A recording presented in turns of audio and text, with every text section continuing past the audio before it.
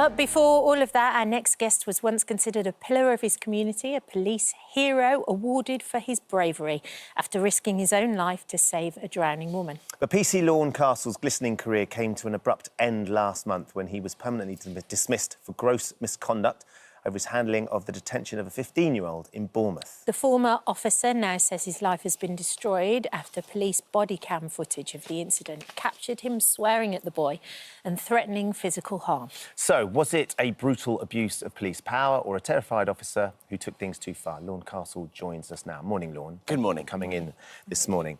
We really appreciate you having here to talk about this. It's something that, as you've described, has changed your life immeasurably. Take us back to that day of the incident when it happened. You were on duty. There'd been a gang attack in the area a few days previously, hadn't there?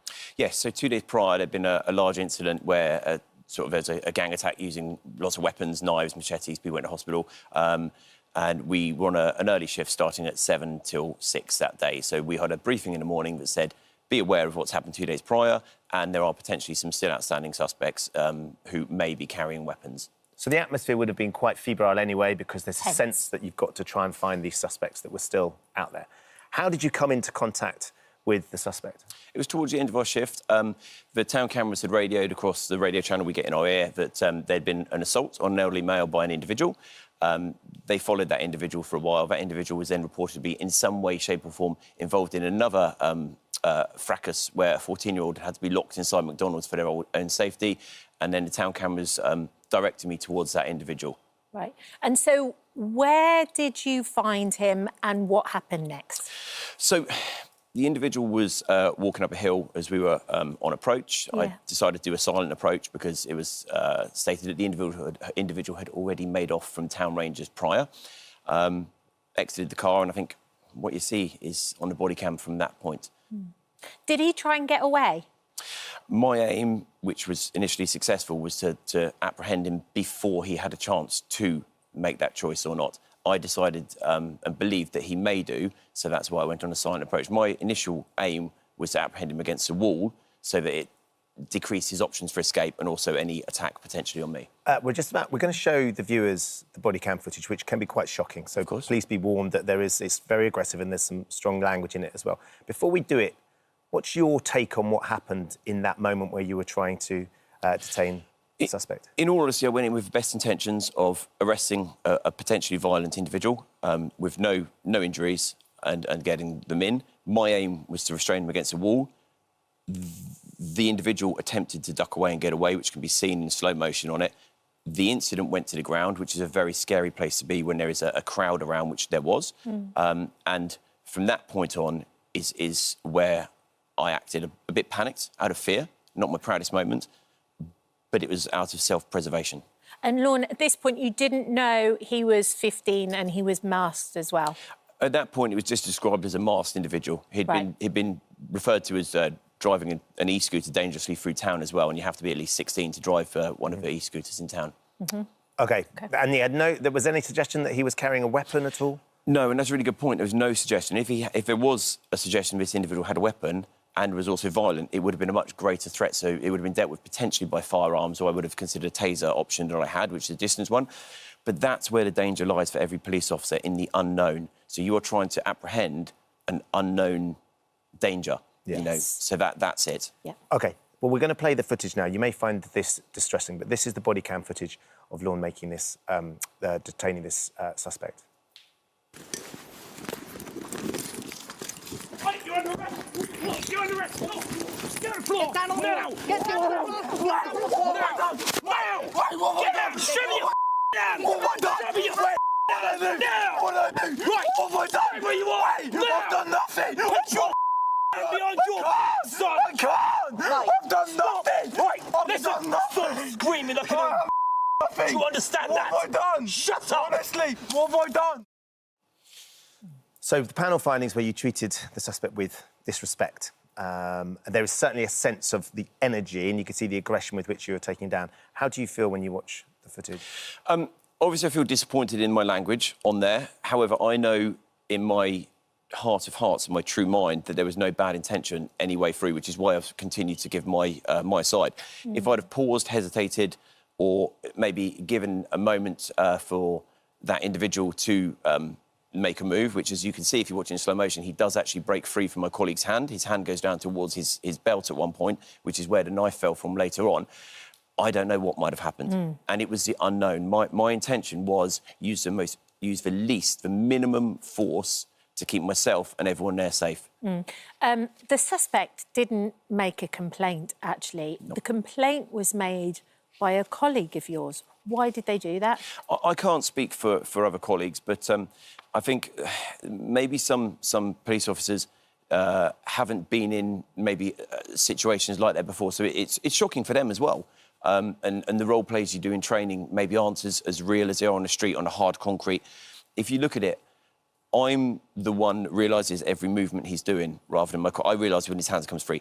I'm the one that shouts to the crowd, "Get back!" I'm the one that radios for other people. And even when he's in cuffs, and it took 4 of us in the end to get him into cuffs. So he was restraining that hard when I was there. But even when other officers got there, it took 4 of us to get him in cuffs. So that shows the resistance I was against.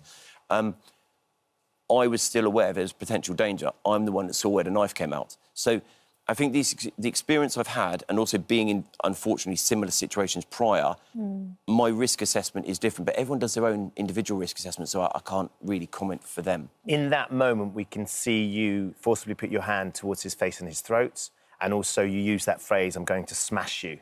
These are the things, I mean, the words that you said, you're not proud of the words that you used. When you look at that footage, can you explain why you use your hands like that? And can you understand why you use those words? Yeah, so in police training, we are taught to warn a suspect first before delivering any strikes, because it's a preventative tactic. We use the word strike, I use the word smash. It came out of panic and fear. Now, I can't really go into the schematics of the movements, but it wasn't deemed excessive for trying to hold him, to get him away. We turn the face away from us for many reasons in the police, and that's what one of the tactics I do. You can actually see I keep the triangle over the ear, which is what we're doing to keep the senses open. So in those panicking few seconds, I am actually trying my best to do the best for this individual. He's trying his best to get away or to discard his knife.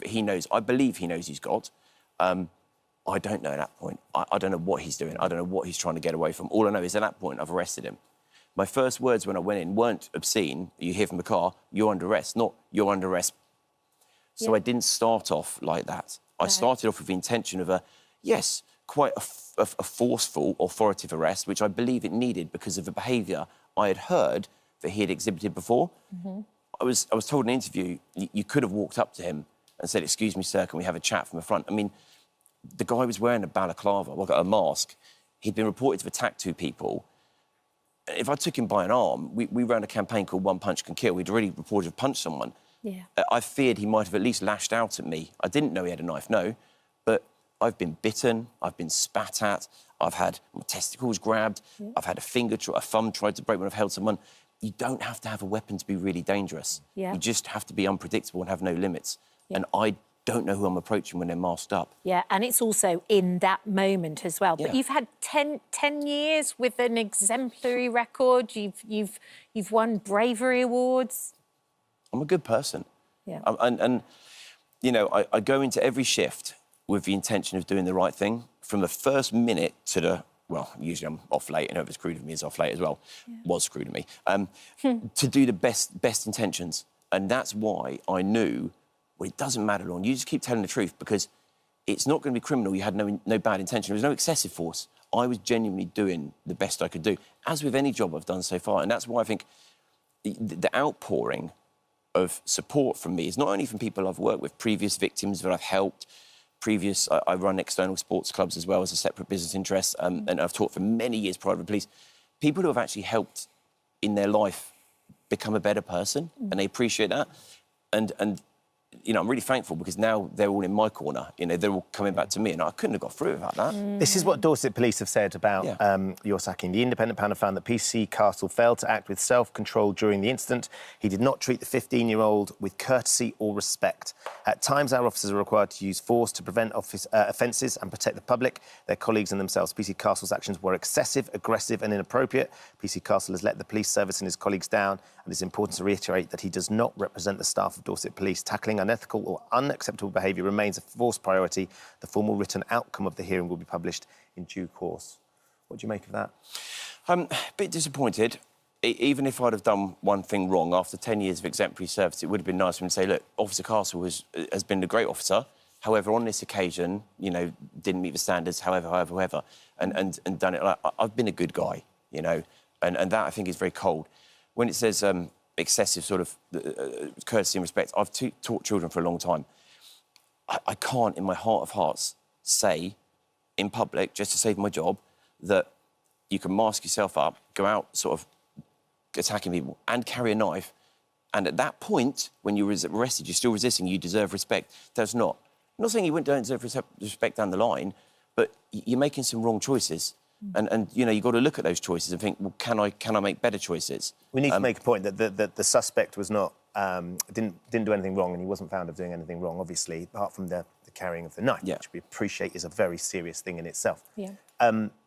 I wonder how you feel about the releasing of the body cam footage, because that is quite stark, isn't it? You can admit to that. Oh, 100% it is. And a lot of people, you know, that's why the police are here.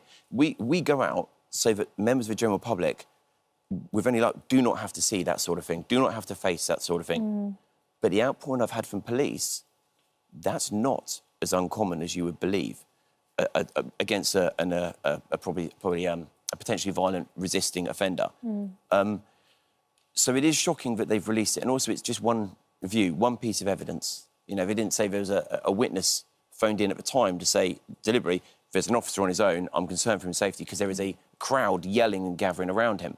You know, they didn't say what the suspect was, what the individual, what I had in my mind that he may have been proved, so may have been involved in. So they didn't really give my mindset. They just showed bang, bang. And I don't think that's fair. You know, I'm well known in the community, and people that don't know me, you can make a one-sided judgment, and that's why I'm here, and I really thank you for this, because I need to show people I'm not what they see in that 40 seconds. What's this done to your life, do you think, Lorne? You know, I'm still on a roller coaster because, you know, a year and a half ago this happened, so I've been on restricted duties, which for me is almost, you know, I don't know how to handle that, a little bit shameful. I had a ruling that said I'm not allowed face-to-face contact. I had to stay in like a separate office and work aside. I've never had, you know, I've been lucky enough never to have sort of mental health problems, but I tell you that I was so depressed.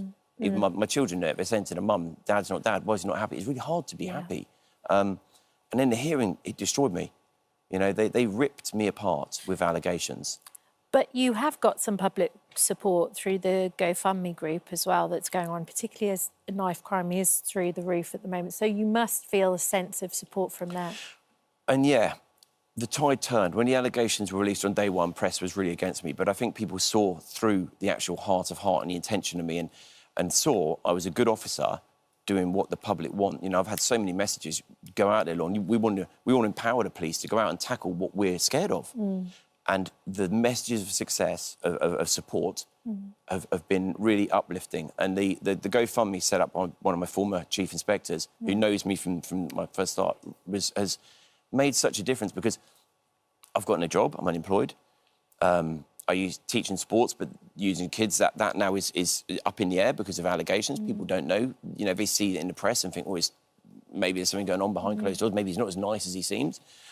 And if I put my CV out now, it's going to be trumped by everything on the national media.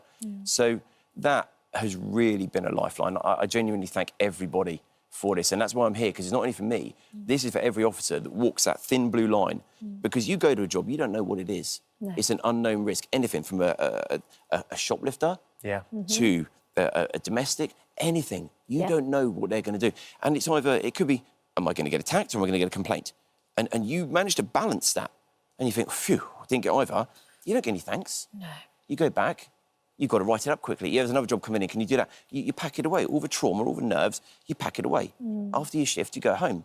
You might go maybe a couple of hours with your family. Yeah. You've got to put it away because your family want to see the real you, not the you that's thinking about what's happened. No. And then you bury it because it's yesterday. Yeah. And then the next day it's an upload. Yeah. Well, look, Lorne, thank you for coming in and sharing your story. We do appreciate you spoke so eloquently. Being honest with us as well. We can see how distressing it has been, clearly. We'd love to know what you thought as well. Do get in touch. We're going to be discussing this a little bit later on with Giles and Camilla, aren't we? Yeah. In Morning View. Let us know what you think about the situation. We're going to take a short break. Thank you, everyone. That was good to have you. Thank you for visiting our This Morning YouTube channel. We upload new content every day, so go ahead and hit that subscribe button so you don't miss out, and we'll see you in the morning. Someone who is at the centre of the case is Jason's daughter, Sarah Corbett Lynch, who features in the documentary and has also written a book about her experience. She joins us now. Thank you for being here, Sarah. Oh, thank you for having me here. Thank you so much. So you were 4 when your family moved from Ireland to the States with Molly and your dad. Yeah. What was that like for you? Because obviously that's a huge move. Yeah, I mean, it was really exciting at the beginning. You know, moving to America, the weather was great, the houses were huge. And I remember running around my new bedroom really excited, and Molly and my dad hand in hand picking out furniture and pointing where they were going to put it. So at the beginning, it was like a new beginning. And Molly was originally employed as the au pair, and then it developed into a romantic relationship between your dad and her. And initially, you had a very good relationship with her. Yeah, I mean, she was the au pair, so, you know, she cooked us dinner and took us, you know, my dad would take us to school and she'd collect us. But most of my memories, because I was so young when we first became a unit as a family. You know, looking back on it now, it probably wasn't a healthy relationship. How was she then as the mother figure to you and your brother? Molly was very manipulative, and she would pit me and Jack against each other. Like, you can see it in the Netflix documentary. In the video, she says, "Oh, Sarah, you're 2 years old," and then she starts making fun of Jack, and that's how young it started. And it went so far as, you know, if Jack did good in a swim meet, that he was the favourite child, and she would give him all the glory, and then I would be, you know, the little shrimp, as she used to call me, when I didn't do well in swimming. I think one of the things that their lawyers have said about this, because you've talked about the fact it felt like she pitted the two of you against each other, is that those allegations don't sit necessarily with what you have said. You've described her lovingly in forensic interviews, and those were interviews that, when it came to the court case, were found to be truthful. And, yeah, those interviews are out there, but I lied in those interviews, and I'll always have to live with that. But Molly had gotten into in our ears at such a young age. Molly started telling me that my dad killed my birth mom when I was 6 years old. She told me my dad was a bad man. Molly also taught me that vomiting was okay, to keep myself skinny for swimming when I was 6, and that shoplifting was okay. So I believe that Molly had a very troubling relationship with the truth, and that was also put into evidence and in courtrooms. Were you aware when you were so young that the relationship was starting to disintegrate? Were you aware of that? What was it like in the house? It was always tense, but it was our normal. Right. You know, I didn't know that having a ball of anxiety was not normal for a 7-year-old and 8-year-old. My dad was always extremely loving to me and Jack, and he did try his best with Molly, bringing her flowers home, and, you know, it was really difficult to keep Molly happy, and if you didn't, you knew about it. And it wasn't until I moved back to Ireland with my aunt and uncle, who I now call my parents, Tracy and David, that I realised what a normal family unit looks like. Because I was so young, it was just what I thought was normal. Just what you'd grown up with. Yeah. To take us back to the night when you tragically lost your dad, what do you remember? I remember everything from that night. I remember being woken up by a police officer, Corporal Clay Dagenhart. And he introduced himself, and he was quite nice. And he told me that I had 2 options, that I could walk down the stairs backwards with my eyes closed, or he could carry me down the stairs with my eyes closed. And I wasn't feeling very well that night, so I asked him to carry me down the stairs. And I remember he lifted me into his arms, and we went out to the landing, and it was like there was dozens of people inside the house. There was fuzzing from police officers, walkie-talkies and boots and people talking. And as he carried me down the stairs, he covered my face with his hand and put my head in the nape of his neck. And we got up to near the bottom of the stairs and it just went completely silent. And that stayed that way until we got to the basement stairs. So and you were 8 years old at this time. The reason he was doing that was because the scene of what had happened to your father was at the bottom so of the stairs, yeah. extraordinary and violent that he just didn't want you to see any of that, not even a glimpse of it. Yeah, and I'm extremely lucky for the fact that he did that. And he was... I couldn't have asked for a better officer to have been there with me that night. Then, after the event, you were called in, and both you and your brother Jack had to give separate interviews together. What did they ask you, and what did they say? What did you say? So we were first interviewed in Bobby Martin's house, and the Martins were warned that we would have this interview, which they're not meant to be. So me and Jack were sat down by the Martins, and Molly told us that we had to say that Dad was a bad man and that he hit her, and that if we didn't say those things, that we would be separated and that we'd never see each other again. So we were really scared, and we lied.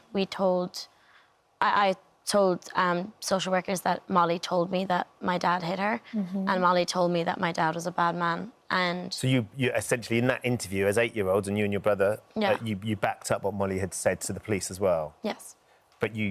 But then only about 3 weeks later, when we got back to Ireland, we recanted those statements. In regards to that response from her lawyers, basically the legal court came up to the conclusion that the night that your father died, Molly had acted in response to threat, coercion, provocation and duress from Jason Corbett. The reasons the court sentenced her in a mitigated range for voluntary manslaughter, which is what she ended up going to prison for eventually. And they were originally charged with second-degree murder, but those charges were changed to voluntary manslaughter for Molly.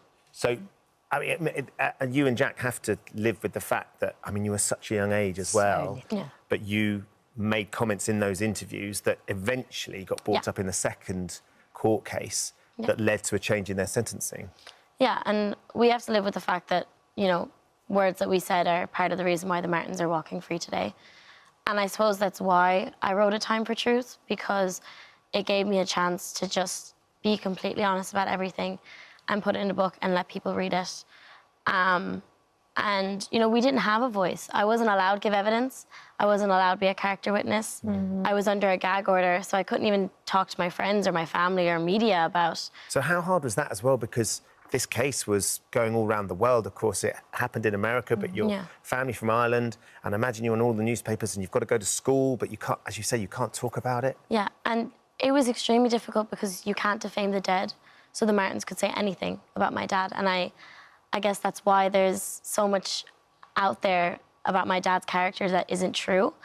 And it made it very difficult for my family to sit in courtrooms and hear this completely fabricated narrative about my dad's personality, because you can't change that. You can't defame the dead. And, you know, the Martins brought my birth mom into it and my grandfather into it, and all of those people that I loved have passed away since. And I just think that really shows the character of the people that the Martins are. What was that like for you and your brother? Because then you moved back to Ireland and you get taken in by your aunt. Yeah. That must have been just absolutely awful for you guys. It was probably the best thing that happened to me. Because I was put into a safe family environment, and I was extremely lucky. Tracy and David took us in like we were their own kids. They have never treated us differently. They have 2 of their own sons, who I now call my brothers. You know, and another thing was that they never said a bad thing about the Martins. You know, they listened to us say that we missed Molly and that we loved Molly, because we did love Molly. And it wasn't until I think about 2 or 3 years ago that I was having an absolute meltdown, and I was begging Tracy to say something negative about Molly, and she said, "I don't like that woman, she killed my brother." And that was it. And they gave us the opportunity to make up our own minds, to decide what we felt towards the Martins, and I will always be grateful for that, because I suppose why I'm sitting here today is because I was able to make up my own opinion. You didn't, Sarah, get the chance to give evidence, but when they had the retrial, you and your brother were able to read out victim impact statements. Yeah. So you were able to explain how this had impacted on you. What was it like for you and Jack to come face to face with them again? Because you hadn't had any contact, had you, since you'd left America? Other than Molly trying to fly planes over our school and going on social media, and she tried to contact friends of mine that I sat next to in school, which made it very difficult to make friends. But we had never gotten contact with her. But I think it was more so for me, I felt like I wasn't afraid of them anymore. They had taken up so much space in my life, and I didn't want to give them the power over me anymore. And it was very difficult to read the victim impact statement. There was a lot of emotion, but I think it finally gave me a chance to say something in a courtroom. Yeah, which is one of the things that you've actually done with the book too. Yeah. It must help you cope with the entire situation. The book, the only way I can describe it is I've cried a lot less since I wrote the book, because I took all of my childhood trauma and everything bad that happened to me and put it into one funnel and looked at it. And it made me realise that, you know, this is happening to people all over the world, and that's really important, that, you know, people who are going through similar situations or really difficult situations know that, you know, you can get help. You can find someone that will listen to you, and it will be okay. You know, you will be able to find the light at the end of the tunnel and have a normal life. Like, I will always live with my trauma, and I will always have this next to me, but I mean, everybody has good and bad days, whether they've been through traumatic experiences or not. Do you know, and I think the book has helped me realise that. Extraordinary amount of strength involved. Yes, absolutely. Just what you've said there, Sarah. Thank you for coming in. Thank you for having me. And sharing a bit of your story. Sarah's new book, A Time for Truth, is hello. out now. Thank you for visiting our This Morning YouTube channel. We upload tons of new content every single day. So hit the subscribe button, like all the videos, and don't miss out. We'll see you in the morning. Well, look, Danny joins us now alongside Dr. Zoe to share her experience of the perimenopause. Thank you, Danny, for coming in. Morning. Firstly, thank you for being so honest. I mean, I'd imagine that took some of your TikTok followers by surprise when you're suddenly telling them all those extraordinary things. Yeah, I just wanted to be open about it because obviously I am on the younger side of it. And even though I think it's rare, I don't think it's that uncommon, especially looking through my comments. And so I just wanted to be quite open about it because actually I had quite a good experience with my GP. So I just wanted to make people aware that, you know, going to the GP can really, really help because I was just having such awful symptoms and I needed help with it. I think what happens as well with it quite often is the symptoms kind of creep up on you and it's other people that actually notice them first of all. I think your husband, Simon, was the first person that was like, are you okay? Yeah, I was literally like a different person. And to be honest, it was not long after I just had my son. Yeah. So I wasn't really sure if it was just a case of like the baby blues. Hormones? Yeah, and hormones for sure. But I was honestly like a different person. It was almost like I was watching myself in a kind of weird way. I'd always suffered with depression and anxiety, but this was like on a completely different level. The mood swings were just out of control. Sometimes, as Kat was saying, it's easy to see from afar. Yeah. But I'd understand for your partner. My poor partner. Yeah. That's a sensitive thing to bring up, especially when you are so young, to suggest, Danny, do you think you might be perimenopausal? How did that go down? Do you know what? It went down all right. My partner is really quite tactful and it was fine. And he was a bit like, you know, you're being a little bit agitated by my breathing. Is everything all right? And, you know, it really wasn't like me. I am normally quite laid back. Yeah. You'll probably disagree sometimes. Yeah. But, yeah, I'm normally quite a chilled person. And, you know, my sleep was all over the place. I'm normally a good 10-hour kind of gal. And, you know, that was kind of... And the hot sweats, they are absolutely rank. And they really are. That was She's not telling pleasant. it like it is, ladies and gentlemen. Yeah, it's not great. And it's affected, like, all different aspects of your life, like mentally, work. How's it affecting that? the brain fog when you're an actor is really not ideal. The worst, I think, was doing panto, and I was playing the fairy, and you're on your own as a fairy doing monologues and going completely blank on stage and having to ask your MD for your lines is not ideal. No. But luckily, you can kind of shrug it off. The lovely thing bit. about panto, you can make the most of a moment like that, can't exactly, you? and telling an entire audience, "Oh, sorry, going through menopause, everybody." Apologies. I bet there was a lot of sympathy in the audience for you as well. Absolutely. And the other thing that Danny, you're known for, and you talked about in your TikTok there, is your hair. Yeah. And actually the impact that can have, because yes, a bit of, but it's very much who you are. Your hair has always been big and lush and powerful part of who you are. Yeah, I think this is what I'm struggling with the most, because for me, my hair's my identity. It's kind of what I'm almost known for. So to be losing it is... I'm not a vain person at all. Gosh, look at the clumps that are coming out. Yeah, this was yesterday.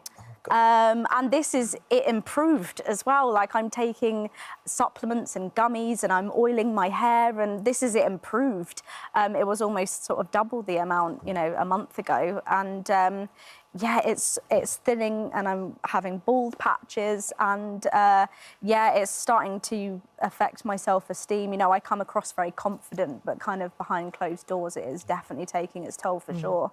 So, Dr. Zoe, how easy is it for women who are identifying with exactly what Danny is saying to go to their GP and get some help? I think the key thing is you must go to your GP and ask for help. And people often say, at which point do you go? Yeah. At any point, really. Okay. You know, if you're having a set of symptoms that you think could be perimenopause, go and see your GP, go and see a practice nurse. Sometimes it's a good idea to ask the receptionist, is there a GP or a nurse that specialises in menopause? And I think, you know you hear all these horror stories of people having terrible experiences with GPs, and I can't personally vouch for everybody that does my job, but it has moved on. In the same way, we've all become much more aware and educated about menopause. Healthcare professionals have too. Every week in my inbox, there's a training course on menopause. So, in my opinion, GPs don't really have an excuse anymore to not be sensitive and not be treating this. I think the key thing is, my advice is, make a list of your symptoms. There are apps, there are downloadable lists, so you can log your symptoms beforehand.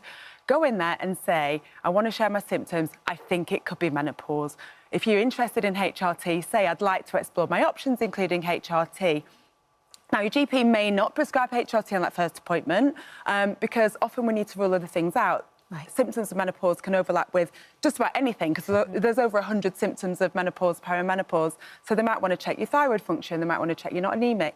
But they should offer you a follow-up. And usually, in most cases, if everything else has been ruled out and it's highly suspicious that this could be perimenopause and those symptoms are really affecting you, then unless there's a contraindication, such as you've previously had breast cancer, a 3-month trial of HRT is usually not going to do any significant harm. Make sure you know the pros and cons, you know, weigh up the risks and benefits. But for most people who have symptoms, the benefits outweigh the risks. And that's been great for you as well, hasn't it? Yeah, it really has. I feel a lot better, and I feel like myself again. You know, obviously I still get moody, don't get me wrong, and I'm still a bit sweaty every now and again, but it's like I do all of those things, and Yeah. I don't have All any of the above. excuse just yet, but yeah. It's like night and day, it really is. Yeah. Well, look, thank you for coming in and talking about it. No, thank you for having It's a hugely me. important subject, isn't it? Of course. Yeah, for sure. And hopefully those symptoms continue to improve as well for you. Fingers crossed. Yeah. Thank you. Oh, hello.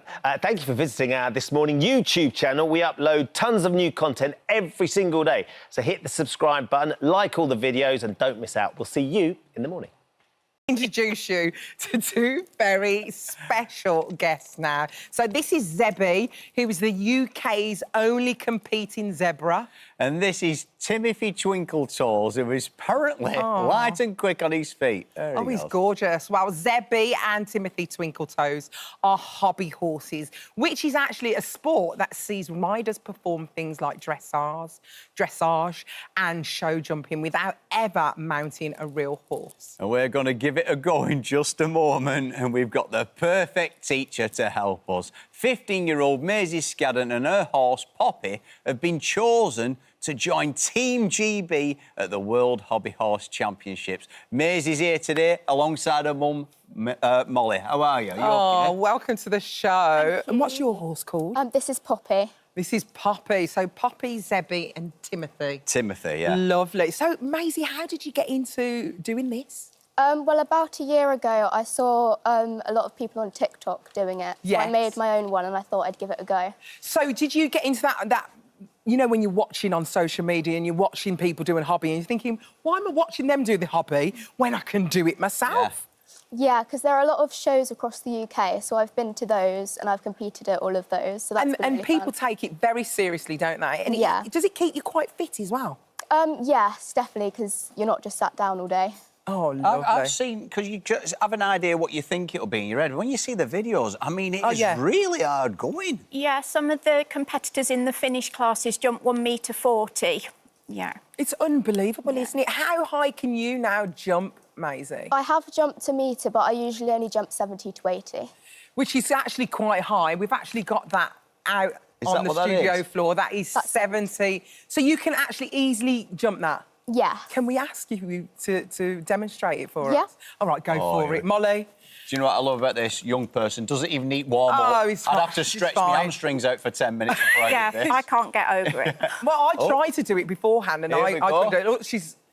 Are you going to do a canter or are you going to do a trot? canter. You're going to do All a right, canter. here we go. OK, here we go. Get over! Do you know what? Maisie, you jumped that at ease, actually. Yeah. Thank you. That could go higher. And look, that. she's still That could- tropping. And you've been chosen to represent the UK as well. Which, what was that moment like? Did you get a letter or a phone call? We got an email. Oh, very modern. Molly, tell us, as Maisie's mummy, what have you noticed about Maisie doing this sport? Maisie is quite a shy child and she struggles a little bit with school. She finds that academic work challenging, so it's been lovely to see her really blossom and excel at the hobby horsing. It's something she can do well at, and she's met so many lovely friends. It's a really supportive community. Everybody cheers each other on. So lovely. Do you know what I love about that? Like, you know, young people, and they can get a little bit of a bad rap sometimes these days, but, you know, getting together, doing something, it's fun, it's energetic, and, you know, and they're all like-minded. I'm all for it. Yeah, and even Maisie's granddad's had a go and he won a rosette at a show and beat some of the Yeah, children. we came 5th in a pairs class together. Oh, really? And how old's your granddad? I think he's 76. Oh, lovely. What's his Good on name? him. Is he watching now? He is watching now. He's Grandad Dennis. It's all right, Dennis. Hello, Hello there. Grandad I'm with Dennis. that. We're going to give it a try as well, Grandad. Yes, we are. yeah. What's involved in a competition, then? Well, there's lots of different disciplines you can do. I've done show jumping, dressage, barrel racing and mounted games. So there's lots for everyone to do. Oh, okay. And there's also a Grand National class at some of the shows. And Molly, there's loads of rules, isn't there? Like, you have to stick to the rules because they will disqualify you, Yeah, won't they? the rules in Finland are extremely strict. So if you take the stick out from between your legs, it's classed as falling off and you are disqualified. You have to have both hands on the reins and one hand on the stick at all times. You're not allowed to run. You have to have a cantering action or you lose marks. So do you get a little bit nervous at the thought of even going to Finland? Yeah, but I am really excited to be able to go. And I've got a when lot are you of friends going. The 14th of June. Oh, my Amazing. goodness. Yeah, do you want to talk me through what? Get it back out here, that limbo Are thing. you going to have a go? I'm on it. Yeah, All right, get involved. Come on, then. Here Come we on, then. go. Well, you want to go for the 70... These ones. I want to go for the big one. You want the 70 centimetres, Yeah. Paddy? Yeah. He wants the 70 centimetres. We actually packed it away, Paddy, but we'll go and get it back out for you. You have won so many rosettes as well, haven't you? Yeah, about 40. 40 rosettes? Yes. Oh, you must be so proud, Molly. Yeah, I am. It's really lovely to watch Maisie and all her friends competing. Oh, amazing. Well, Maisie, you've done a little course for us, haven't you? Yeah. You show us what you want us, me and Paddy, to do. Yep. Go on, then, off you go. So we've got... The only thing is, Maisie, I haven't worn trousers today. Is it better when you wear trousers? Probably. Oh, gosh. Go on, Maisie, show us how it's done. Paddy. So are we running that fast, Oh, Maisie? boy. Whoa. Whoa, Timothy. Can I not trot, Maisie? You get eliminated I was in thinking Finland. more of a trot. Here we go. Oh, lovely, Paddy. Lovely work. Can I just check, are we still on the telly? This is We going are. out to the nation. Good, I like this. Are you judging this, Maisie? Yeah. OK. Oh, lovely canter. Oh! Whoa there! Whoa! Yes. Elegance, poise, over. OK, let's get the judging, come on. All right, Maisie, what do you think? If one of us had to win a rosette, is it Zebby or is it Timothy? I think Zebby might have won. Yes. I think Alison had better rhythm and style. That would have impressed the judges. See? Excuse me, I was born with the rhythm. Right, all right. Here we go. Oh, no, be careful, Paddy. What you worry about Oh, that? he's going for the second. I'm not having... Nobody puts Timothy in the corner. Have you got any tips for Paddy before he does it? Jump with your legs to the side. Legs at the side. OK. Here we go. Have we got the ambulance ready? Legs at the side. Oh, well done, Paddy! Oh! Oh! Hello. Coming back. Beautiful, Paddy. Very impressive. That was quite good. I mean, you probably brought that back. You deserve a rosette. If there was anybody watching now, Maisie, how do they get involved in hobby horsing? So you can look up, there's a lot of Facebook groups online with different hobby horsing shows. I've been to a lot of UK Hobby Horse Association and Hobby Horse Adventures, and I really enjoy both of those companies that run them. And obviously you're at the top of your game now, so what's next? Surely the Olympics, right? Well, I do think it'd be really cool to compete in the Olympics if it ever did become a thing, having hobby horsing there. Oh, so good, wasn't it? I love all the little extras put on the I know, it's so nice. Lovely, My friend made those for me that's watching. Yeah, they are. Bridal So charms cute. are very Look at those. important. Oh, thank you so much for joining us, Maisie and Molly. That's okay, and good luck at the championships. Thank you. We hope you win. We hope you win. Thank you so much. you. You'll do brilliant. Thank you so much for visiting our This Morning YouTube channel. We upload new content every single day, so go ahead and hit that subscribe button, and we'll see you in the morning. Households across the country have gadgets that are powered by lithium-ion batteries. They're everywhere, right? You're just used to them being around the place. They're found in so many electrical devices, laptops and tablets and mobile phones, kind of everything. Yeah, and it's something that we probably don't actually think about, right? But in the last 2 years alone, there has been an increase, a 93% increase in lithium-ion batteries fires in the UK. And last month, Emma and John Logan's family were left homeless after a battery in their karaoke machine overheated, causing the machine to explode. This is terrifying because I think we're all vulnerable to this. With us now, and Luke Osborne, the technical director for the charity Electrical Safety First, is here as well to advise everyone at home. Good morning to you both. Good morning, guys. Oh, my word, you have been through the absolute horrors.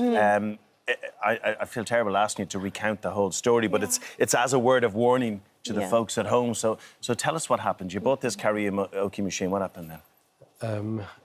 Literally had a phone call at work to say that the house was on fire, and that's where it all started. It's very surreal, still is surreal. But just a small battery to cause so much devastation.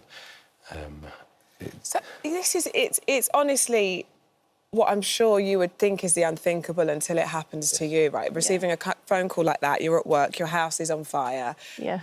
Thankfully, none of you were at home, which is kind of another also weird sort of sliding doors moment. You think, if I didn't go to work that day, and of course you end up thinking the worst. But let's talk about the karaoke machine itself.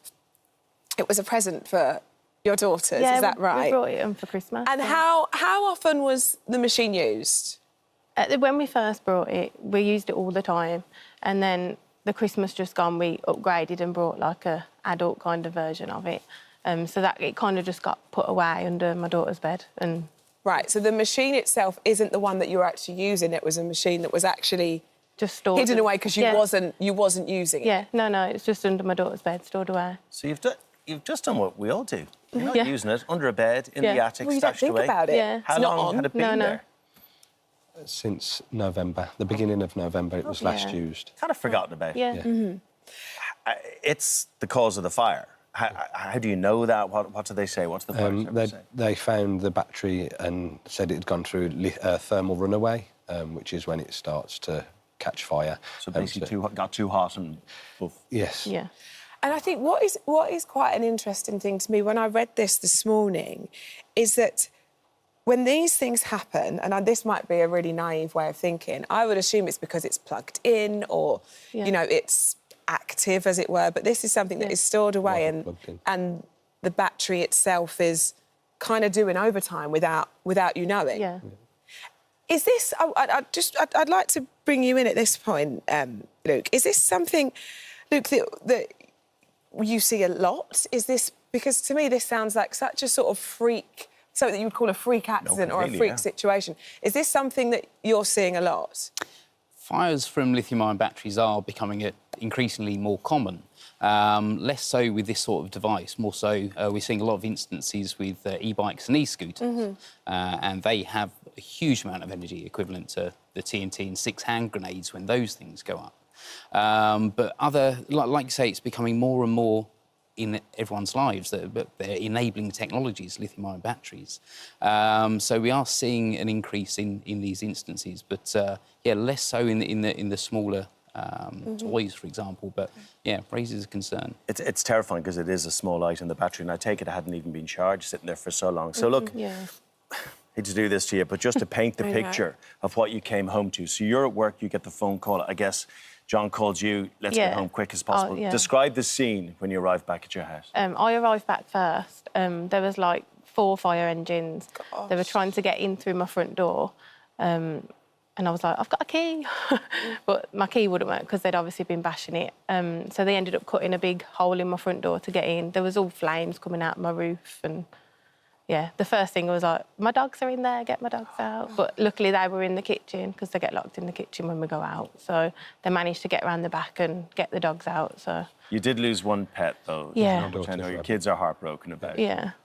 God, a little rabbit. Oh, it's so tough on them. I look, could have been so much worse. No, it could have, yeah. The other thing you can't replace, I guess, are photographs, family mementos, those kind of things. Did you lose a lot of that stuff? Because it was my daughter's bedroom, she lost everything of hers, but around the outside was all our loft space. So that was our memories from everything, really, and everything was gone. And we can see those images there, and it is absolutely devastating. And I suppose, for me, what really sort of hits home as a mother, as a parent, is that feeling, and I can only imagine of how that felt, knowing that that was under your daughter's bed. Yeah. And knowing now, after the fact, that that could have looked very, very different. And I suppose when you... 100%, it must just feel like it's almost otherworldly, isn't it? Yeah.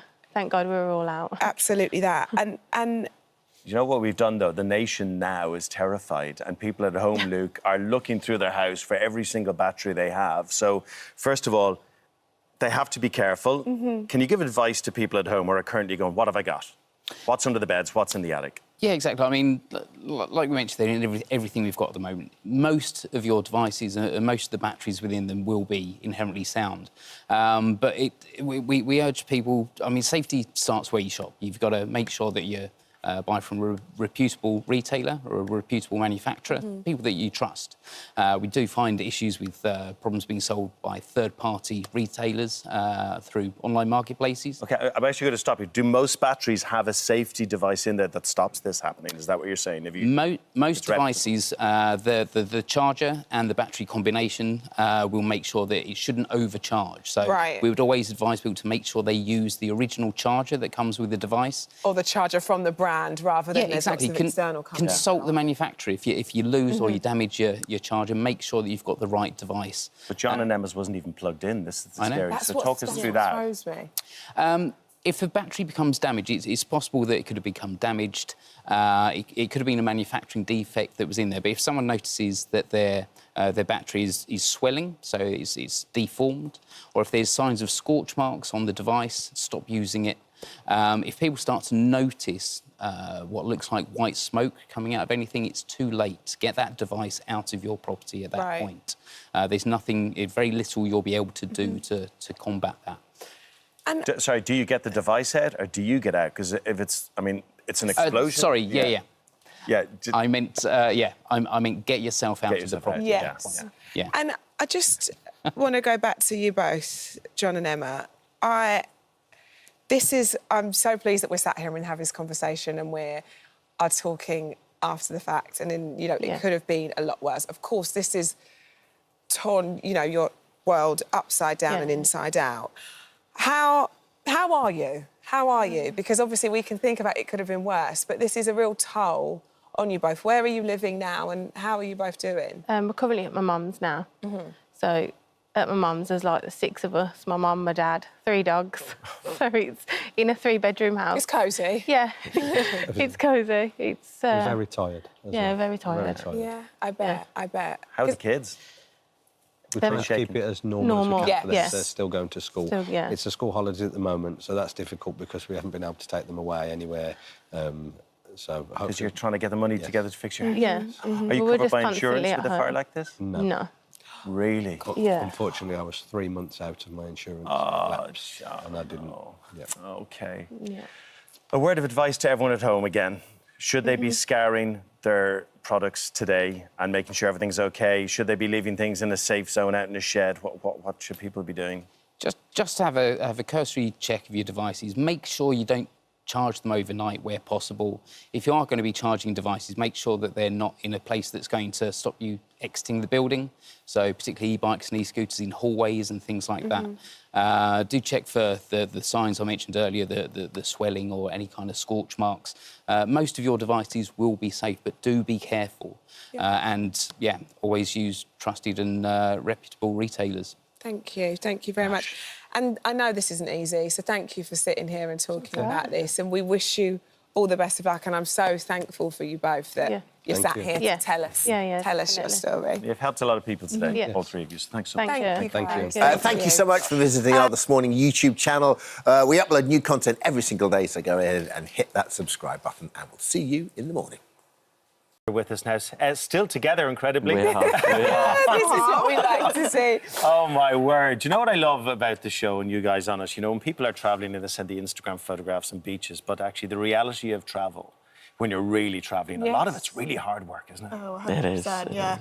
Travelling in this way, it's very unique, but it's so hard, and we really just felt that. Yeah. It was a lot of pressure, just having the race kind of in your mind all the time, but also trying to enjoy it as well. So yeah, it's a new experience. The furthest we've been is we've never gone outside Europe really. So obviously to go to a place like China and experience that, it was a lot to take in. Obviously with no phone, it was a challenge, which I didn't think we could have done, but after doing it, I'm very proud of us. And what made you sign up for the show? Because this is the challenge of a lifetime, and like you say, this was like your first proper trip together, and they said that it could be a make or break scenario for a young couple because you're literally isolated, you're together, there's no rest, you've got that pressure of knowing it's a race, no contact, no budget. Like, what was appealing at the time? I know. That's what we were saying the whole time, is it will make or break us, but it was kind of like a reason to do it, to see if we can get through it. It was more my mum's idea initially. She thought it'd be good for me to try and apply with my brother, but I thought there'd be more benefits in doing it with Finn, to be honest. We wanted to travel, we wanted to experience new things, and obviously doing it at this age as well, it's just like we've just started off, so... I bet you regret that now, though. Absolutely not. Couldn't make a decision, could I? What to do. Sorry, how old are you again? Remind us. So we're now 20 and 19, but at the time we were 18. I mean, it is young to go off on a challenge. It is. It's so brilliant and so brave of you. And, of course, the big challenge there is the budget, right? So just remind everyone at home, you don't have lashings of cash. To spend, do you? It was the lowest budget of all race across the world. It was the lowest it's ever been. £1,140 each to last us the whole time. That's travel, food, accommodation, experiences, everything included in that budget. So, and I can't budget, I'll be honest. Well, for people who haven't really needed to budget, because we've just got our parents to do it, it's something because really you're a 19-year-old boy. Exactly. How do you prepare for something like that? In terms, I suppose, all of it, mentally, missing home, budgeting, like, how do you prepare to take on a challenge like this? I don't think you can prepare. I think what we did was just more fitness-based. Right. You're holding a bag, you need to get from places. It's a lot of walking and carrying a bag, but obviously we didn't know where we were going, so you can't really learn a new language, although I actually did start learning. I'd learnt Mandarin for one lesson and I couldn't do it. I just stopped. So I wish I kept Should have with stuck to it now, yeah. She was learning Spanish. I wouldn't have thought you'd be fluent after one Exactly. lesson. Yeah, exactly. But you were learning Spanish. Wouldn't have helped. But... Yeah, you're not getting a Duolingo record. No, absolutely not. Should have stuck to it. Talk to us about, because when we watch at home, we get the map of where everyone is and trying to get to the next checkpoint. You're not aware of where anyone else is. What's the stress of the actual race? The unknown. That's it, yeah. It was a lot of stress for you because she's just plans. So she was trying to plan their routes and where they were. So she spent her head in a notebook trying to figure out where they were, what they were doing, which you just can't do. It's so stressful because you're trying to just focus on yourself, but you're also kind of thinking about where everyone else is, and you have no idea. So the thought of like falling behind, and that really stressed me out. I'm so competitive, and I just couldn't give it a rest. If one thing goes wrong for us, all you can think about is, the other teams are ahead now. Yeah. They've probably already arrived. So it was hard to balance it. It's so definitely. unpredictable. Things go wrong for everyone, but we just don't realise that. Yeah, of course, and you don't know, and like you say, it's not knowing if someone's close to you, there, you've got to look over your shoulder. You can't. It's not just going away and travelling, and it's a bit of a rest, and you're exploring. That race element is very, very present, isn't it?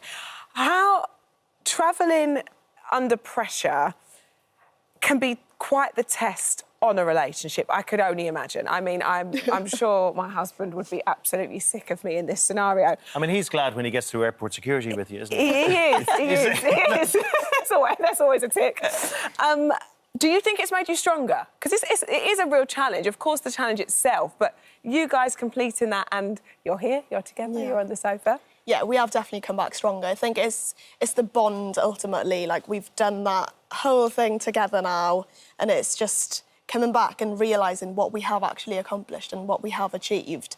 Not a lot of people can say, oh, we've done that, and facing these challenges, there's a whole load of things that go into it, and we've come back together. You don't really realise, like, what you've done until you've done it. Exactly, yeah, of because course. obviously starting on the Great Wall of China is unbelievable, but with the heat in the moment and all the racing, you only kind of realise, like, wow, we've actually just done that when we finished. Yeah. So looking back, it is unbelievable. I suppose it's hard to be present when you're racing. Exactly, So much of travel is like that, actually. Yeah, exactly. Years later, Yeah. you look back and the memories of it, and it really kind of kicks in. Yeah.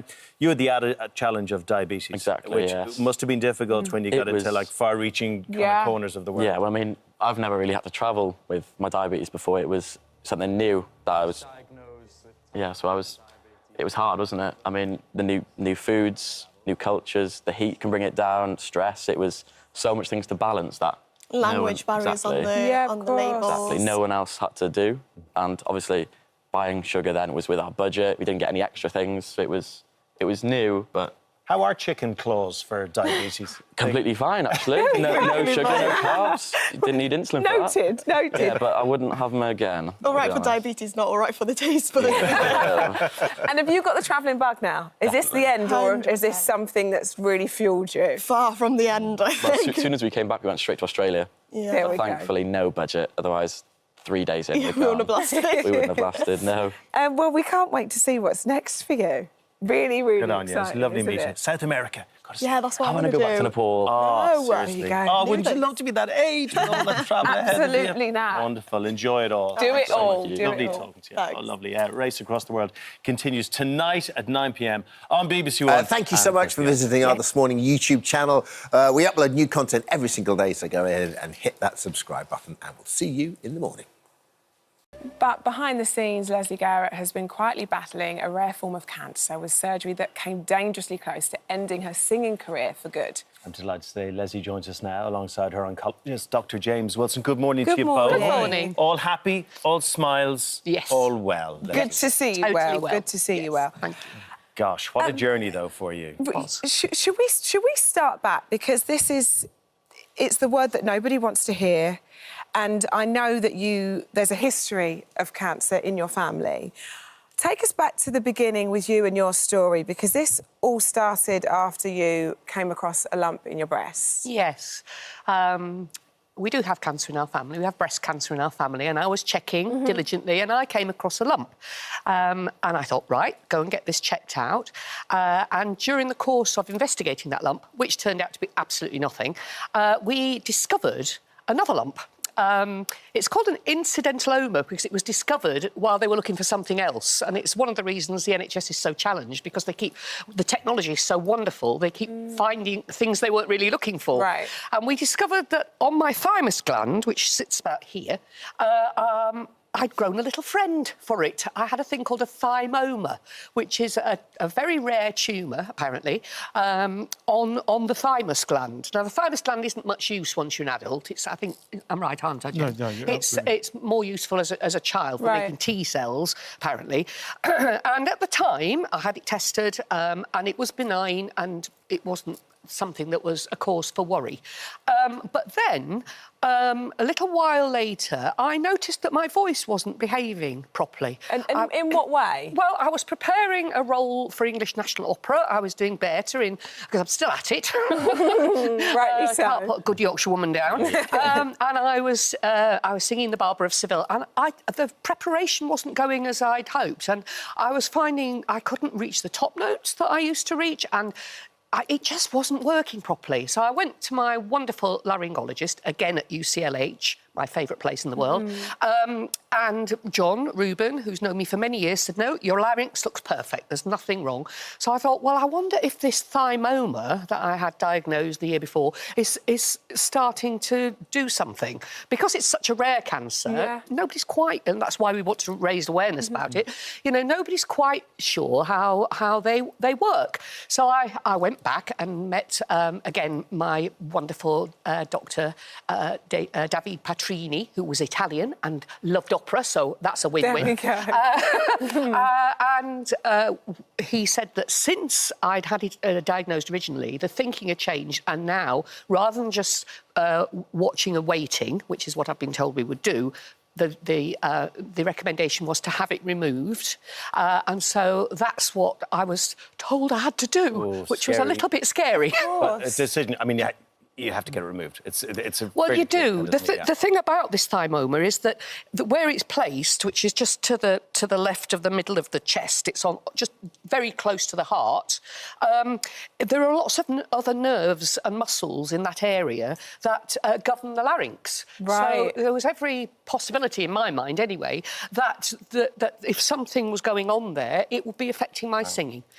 I mean, and for a singer to hear those words, I mean, that is like taking a bullet, isn't it? Well, hearing that. When they described the operation they were going to have to do to get rid of it, that was even more frightening because that involved a lot of cutting in that area. So there are two forms of the operation. And welcome to the sofa, by the way. Thank you very much. Very nice to meet you, Craig and Rochelle. First of all, thymus. I should probably know what it is. Agreed. I'd never heard of it. I'd never heard of it until today. Yeah, it's a bit of a weird one, isn't it? And I saw a nice picture that your team has put together to show people at home where it is. So it's something that, as Leslie says, it's something that during childhood, it's very important in the development of your immune system. But from puberty onwards, it just sort of disappears. So when you do a scan and you see something in that area just behind the breastbone, one of the things it could be is a thymoma, so it does need to get checked out. And there's an interesting lesson here, isn't there, from Leslie, that sometimes you just have to keep going and keep asking questions and don't accept the diagnosis. And listen to your body. I mean, nobody's going to know her voice or her breathing better than Leslie Garrett. You know, somebody who's had so much control and development of that over the years. You'd have detected a change. Yes, it was subtle, and you're right. Perhaps somebody who wasn't a singer wouldn't have noticed it. I did notice a change in my breathing. I couldn't last phrases. I couldn't phrase in the way I used to. And all of this made me think, you know, something's going on. Yeah. And UCLH were amazing. They took me totally seriously, immediately re-scanned me and said, yeah, we think this has got to come out. And it is a lesson, like you say, Craig, that we say this a lot. It's so important for us to be in tune with our bodies and really listen to what's normal for you and know when those sort of signs start to appear. I want to talk about the operation itself, James, because this was a real, like, highly technical surgery. Oh, hugely technical. And you know, when you've got a rare cancer like this, you need a team who does it all the time. You don't want somebody who does 1 or 2 of these a year. You want somebody who's doing 2 or 3 a week to be doing your operation. And Leslie's absolutely right. You know, even a decade ago, Leslie would have had a scar from here to here and opened up the whole breastbone and opened the chest to remove this thymoma. Whereas it was just a couple of incisions on the side of the chest and then a robot to remove the surgery with a surgeon on the other side of the room. My robot.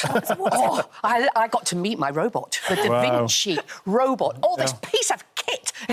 I've always been interested in science. I always did science at school. I would have done medicine, which is probably why I married a doctor, if I hadn't done singing. And I was allowed to actually be introduced to this fantastic thing. It had arms, it had a personality, it spoke to me. No, but seriously, my wonderful surgeon, Dr. Bakri, was sitting 20 yards away in a corner, facing a screen with his back to me. It was like he was doing some fantastic video game, you know. I was going, yeah, go on, get 100 points. But it was amazing. It had arms with little instruments on the ends. They made 2 little incisions here. So you weren't awake for it. I know you wanted to be awake. I would have loved to have been awake for it, but I got them to describe it in perfect detail. They had to depress this lung and keep this one inflated. My anaesthetist did an amazing job. He was a bit anxious, I can tell you. But they went in with one arm with scissors that cut round it, and then another arm with some tweezers that picked it up, and then they put it in a little bag, like Sainsbury's, and pulled it out. Take away tumour. I thought it was amazing, absolutely amazing. One thing that really fascinates me about this story is that you have this surgery, we know how intricate it is, we know how technical the procedure was, but the very next day, I mean, this is just testament to you, isn't it? The very next day, you can sing. Absolutely. It's testament to the fantastic care I received at UCLH, not just the surgical care, but the nursing care. I was so well looked after, as everybody is there. And, yeah, the next day, I sort of was in my bed with the sheet up going, because you have to just test it out and see if it's there. Sure. And I was home within 24 hours. And the next day, I gave it a little tryout, and it was there. And on stage, it was perfect. Within months, back on stage? Yes, within 3 months, I was doing a concert in the There outdoors you are, in Bristol. Yeah. That's me and Roger giving it large. This was Land of Hope and Glory. James, just a quick message to folks at home, because any time we do a story like this, people get worried and they spot things in themselves. What would you say to folks at home? The first thing to say is thymoma is exquisitely rare. That's why you need to have specialist centres that do this all the time. But we've touched on the most important message from today, isn't it? Listen to your body. And I remember the 2 Ps. So we all wake up with a dodgy back now and again, but if you've got a system that persists and progresses over time, you can't ignore it. You need to go and get it checked out. Good advice. Thank you. And so good to see you well and performing and doing what you do best. Thank you for coming in. A ray of sunlight in the studio this morning, Leslie Garrett. That's the energy we need. Good on you, good on you. Thank you for visiting our This Morning YouTube channel. Now, we upload new content every day, so go ahead and hit that subscribe button so you don't miss out. And we'll see you in the morning. Almost 9 million Brits are currently taking antidepressants, but it seems not just humans who need help. Well, vets have reported a huge surge in prescriptions of puppy Prozac as owners use medication to help treat their dog's behavioural issues. And that includes our next guest, Emma Reid, who says they've currently cured their cockapoo Chester of his anxiety. But are they really safe to give to your pooch? Well, Emma is joining us now with vet Dr. Sean McCormack. Welcome to both of you. And welcome to little Chester, who's got his back to us at the moment. He's just chilling out. He looks like he's really having a lovely time. So, Emma, we're going to start with you. Tell us a little bit about Chester. When you got him, what was his behaviour like? Yeah, we got him as a puppy in 2018, so before lockdown. He was definitely Captain Cautious, on the cautious side of life. He wasn't a really, aggressive sort of out there puppy. Yeah. And we did loads of training with him, socialised him, stood on the street with fire engines, ambulances, so he was used to everything. So you went for it? Went for it. I had my list, I popped balloons, everything. And then we went through adolescence, which is when dogs can sometimes regress a bit in their behaviour. Yeah. And then we were towards the end of that, and I noticed that he suddenly was really anxious on walks. He started randomly barking, sometimes lunging at people. I couldn't pinpoint it to a particular type. So it became really stressful for him and for me. And in the family home, having visitors was difficult. They'd come in and he'd bark a lot, he'd run away. He was obviously a bit scared. It was very difficult to manage for everybody. So at that point, I tried the training and then I sought the help of a behaviourist who went out on walks with us, saw that... so they actually come out and they monitor the situation? Yeah, to see what he was like in certain situations and also try other forms of training with him. Right. But it was evident that he was so stressed that he couldn't listen. So that's when she suggested fluoxetine, Prozac, as an option to take the edge off so that he could train and learn. So that's... You must have, like, because when you hear that word Prozac, it's like, what? Yeah, I did too. Yeah. I was exactly the same. I was, really? And, you know, when I mentioned it later to friends, their initial reaction was, well, firstly to laugh and then go, really? And then we talked about it. So, yeah, I never knew about it before. So what did you notice with Chester and his behaviour, and how long did it take before you noticed a difference? It was more quickly, it wasn't instant, but it was more quickly than I thought it would be. We just noticed that we were able to start to do more stuff. So you were able to intervene before he maybe barked at people. He was just slightly calmer, and then that got better and better. I mean, for example, this would have been a complete... Could we not have done this? No, I would never have come out here. I wouldn't even go into cafes and things with him a few years ago because he was just too stressed and that wasn't fair on him. So, you know, it's a balance of putting them in the situation but also getting them used to the situations. You can't hide away. OK. Yeah, I think most pet owners as well, kind of, like, when it comes to medication and stuff like that, it's... You hear people around about bonfire night when there's a lot of loud explosions, and I think a lot of people have done that. But this is... Today, when I read about this, I was like, wow, this is totally new. I mean, what are the people's reactions when you tell them that they're on puppy Prozac? They think it's hilarious. I mean, he's not... Well, he's not a puppy, so I've got to make that clear. So he's now 7, but he started taking it when he was just beyond 2, basically. They do think it's hilarious. I'm able to laugh at myself because it sounds like, oh, ridiculous dog owners who can't train their dogs and they go for this option. But no, I think done responsibly, it's helped him enormously. Well, let's talk to Dr. Sean, because there's a massive surge in this drug being used at the moment. Firstly, is it safe for the dog for you to be doing this? It is safe for the dog, so people are surprised to hear that, you know, human Prozac. It's the same drug, fluoxetine. It's a serotonin reuptake inhibitor is how it works. So it increases the level of feel-good hormone, serotonin, in the brain. It helps with anxiety, it helps with mood, it helps with energy levels. And for certain dogs, in certain circumstances, it can really improve their quality of life. Because it's important to say that if a dog is in a really anxious state all of the time, that's a welfare issue. That dog is not enjoying itself in normal life. So for some dogs, you know, they do end up on this drug long term. But normally how we prescribe it is as an aid, you know, a short-term aid to get them out of what Emma says, that heightened state of anxiety, so that you can focus on behavioural modification and getting them used to the things that they're afraid of. So normally it's kind of prescribed as a short-term kind of adjunct to behavioural therapy. So you're not using it forever? No. Do you know what's amazing? As you were talking, everything about that, then I was like, wow, we have come a long way since Barbara Woodhouse. Do you remember? It was just like, shit! And now we're sort of like looking at medication, anxiety in pets and all that. It's crazy, like, you know, what goes on now. Yeah, our approach to dog behaviour has changed, you know, and most of the time now, qualified animal behaviourists are looking at what's motivating a behaviour. Why does the dog do that? Is that a natural and normal and advantageous behaviour for a dog? Or is that really a behavioural issue? And for Chester, you know, he was fearful. One of the symptoms was he would bark.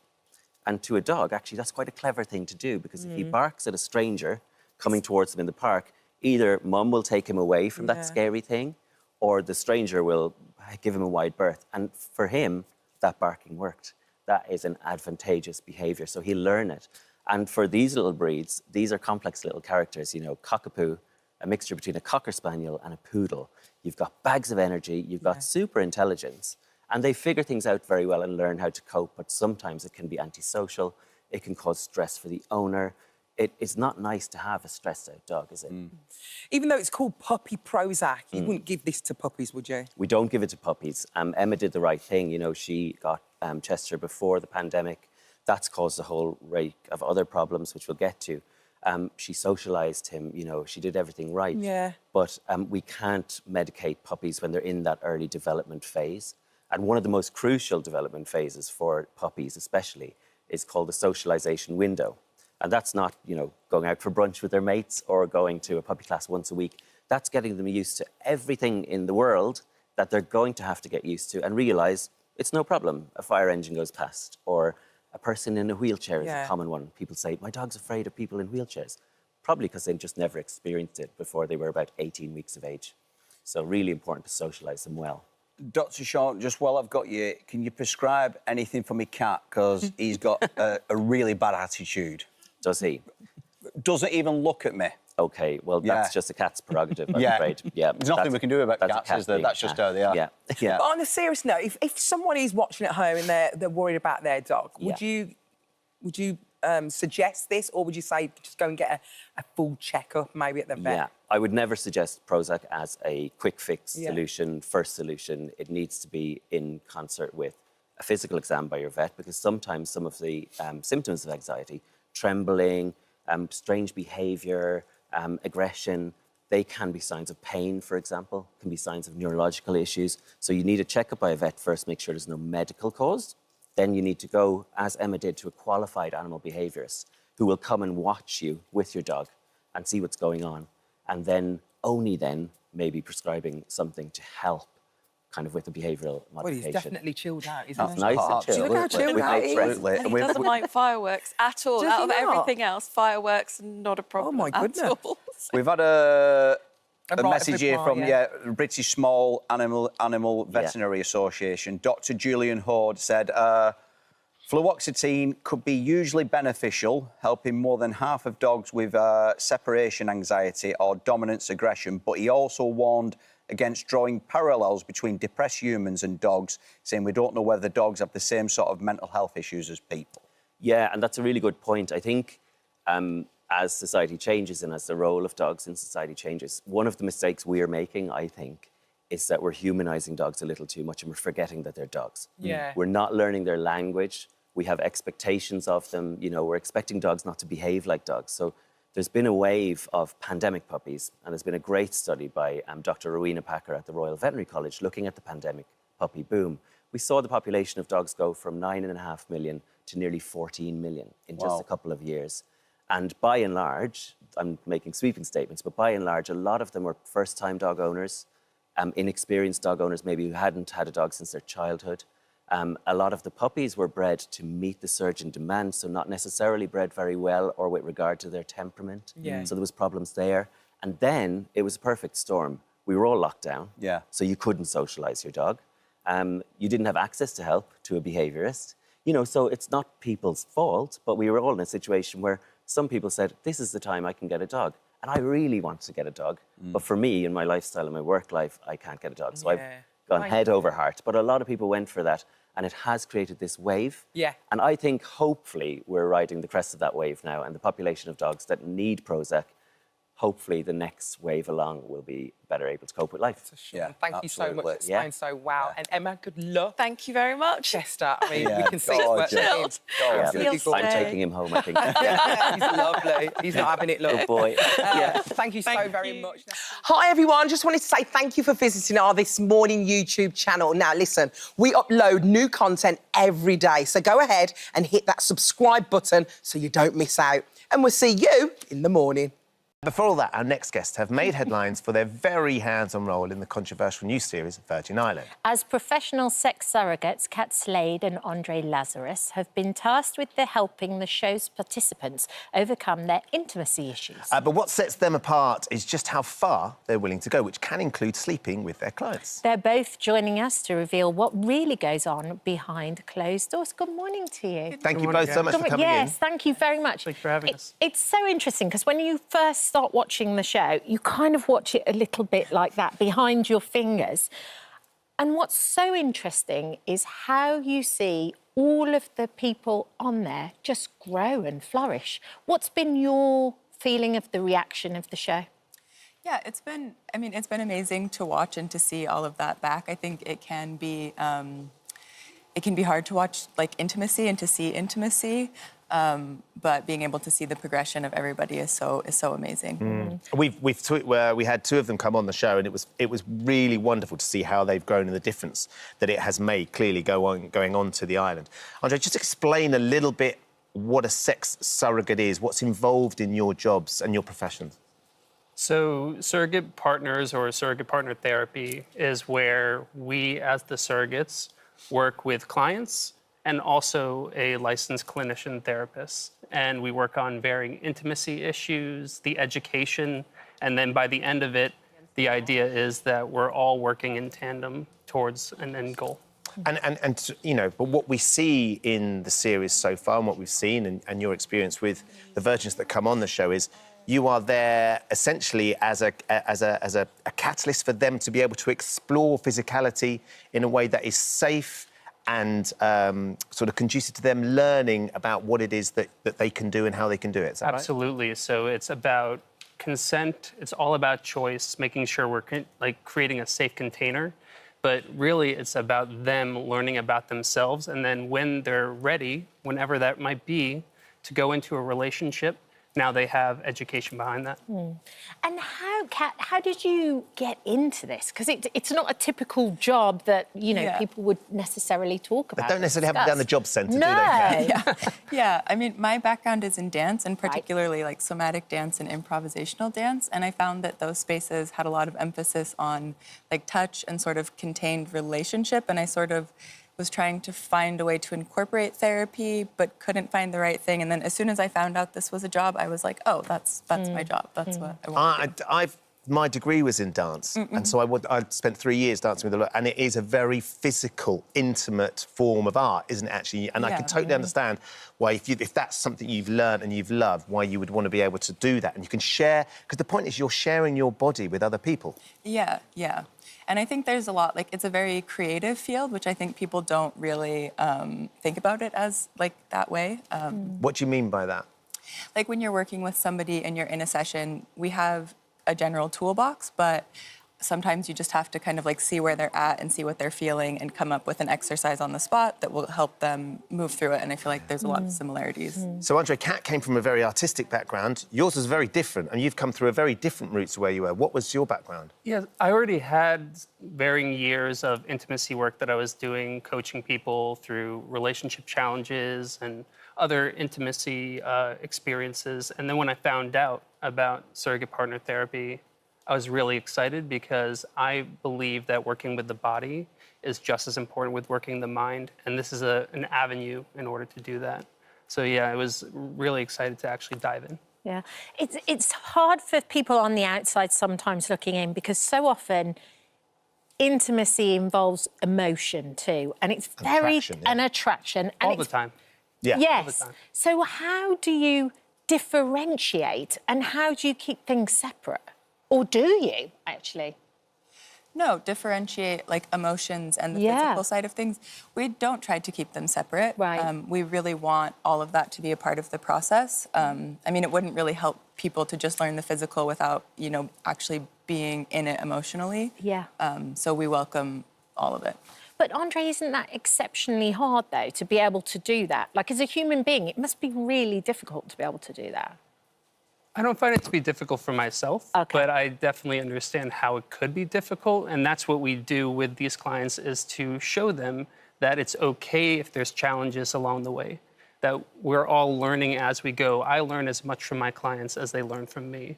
But sometimes we're not giving these tools in school, or our upbringings don't really give us enough guidance how to do it. It's just like expected, you should know. So really, for what I find is that the more that we can actually form attachments with our clients, then the more they're prepared for the real world. But to Kat's point, intimacy does involve attraction, right? It has to. Physically, there has to be something that happens to a man if it's going to go further as well. How do you manage that, Andre, if you've got a client that perhaps you aren't sexually attracted to, but wants to take that further? Physically, I would say that as a man, like, we don't have to have all of our body parts working in order to form intimate connection or in order to have physical intimacy be something that feels good in our body. That's a common misconception that we're supposed to have that. And really what we can do is tune into our body and say, I'm enjoying touch, I'm enjoying hugging, I'm enjoying kissing, and that can be an intimate moment. And then that takes us out of our head, which allows the rest of our body to come online.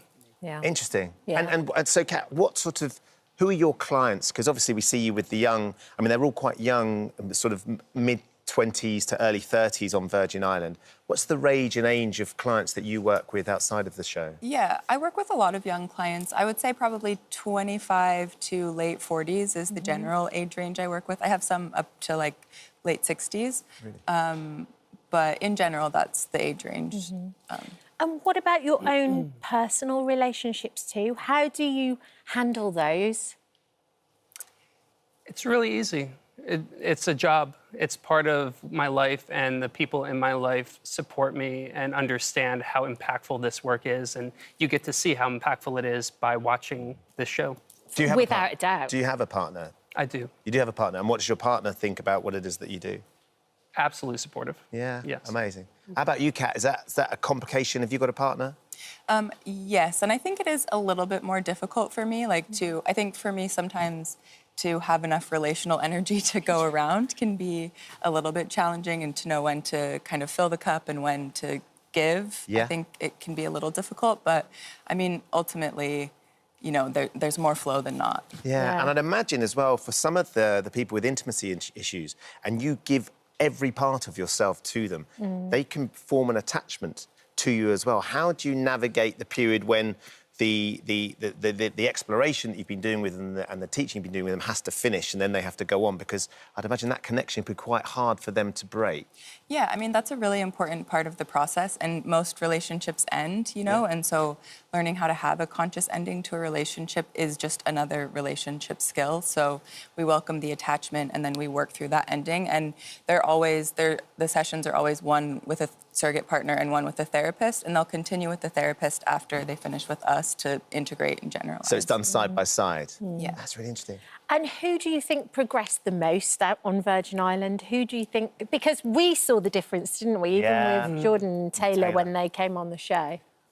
I don't believe I can pick one person. Right. Like, seeing everyone for the first time, coming onto the island, and then seeing them as they left, and you'll see the finale when we get there. Yeah. But everyone grew. I know that I also grew during the show. Yeah. What do you think is the most common misconception about surrogates? The most common misconception would be that sex always has to be involved, or that sex is the main goal. And really, with surrogate partner therapy, it's all about connection, helping someone connect to themselves, connect to others.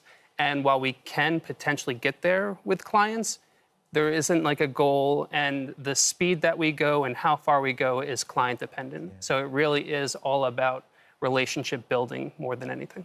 Well, having had Jordan and Taylor in on the studio, and obviously the show was filmed about a year ago, the difference in the two of them from what we saw from these first two episodes was dramatic. Confidence, how they held You themselves. clearly have It's brilliant. helped So them proud of both. enormously. Thank you for coming in. Thank you very and much. sharing Thank over you your so story. much. Oh, hello. Thank you. For visiting our This Morning YouTube channel. We upload tons of new content every single day. So hit the subscribe button, like all the videos, and don't miss out. We'll see you in the morning.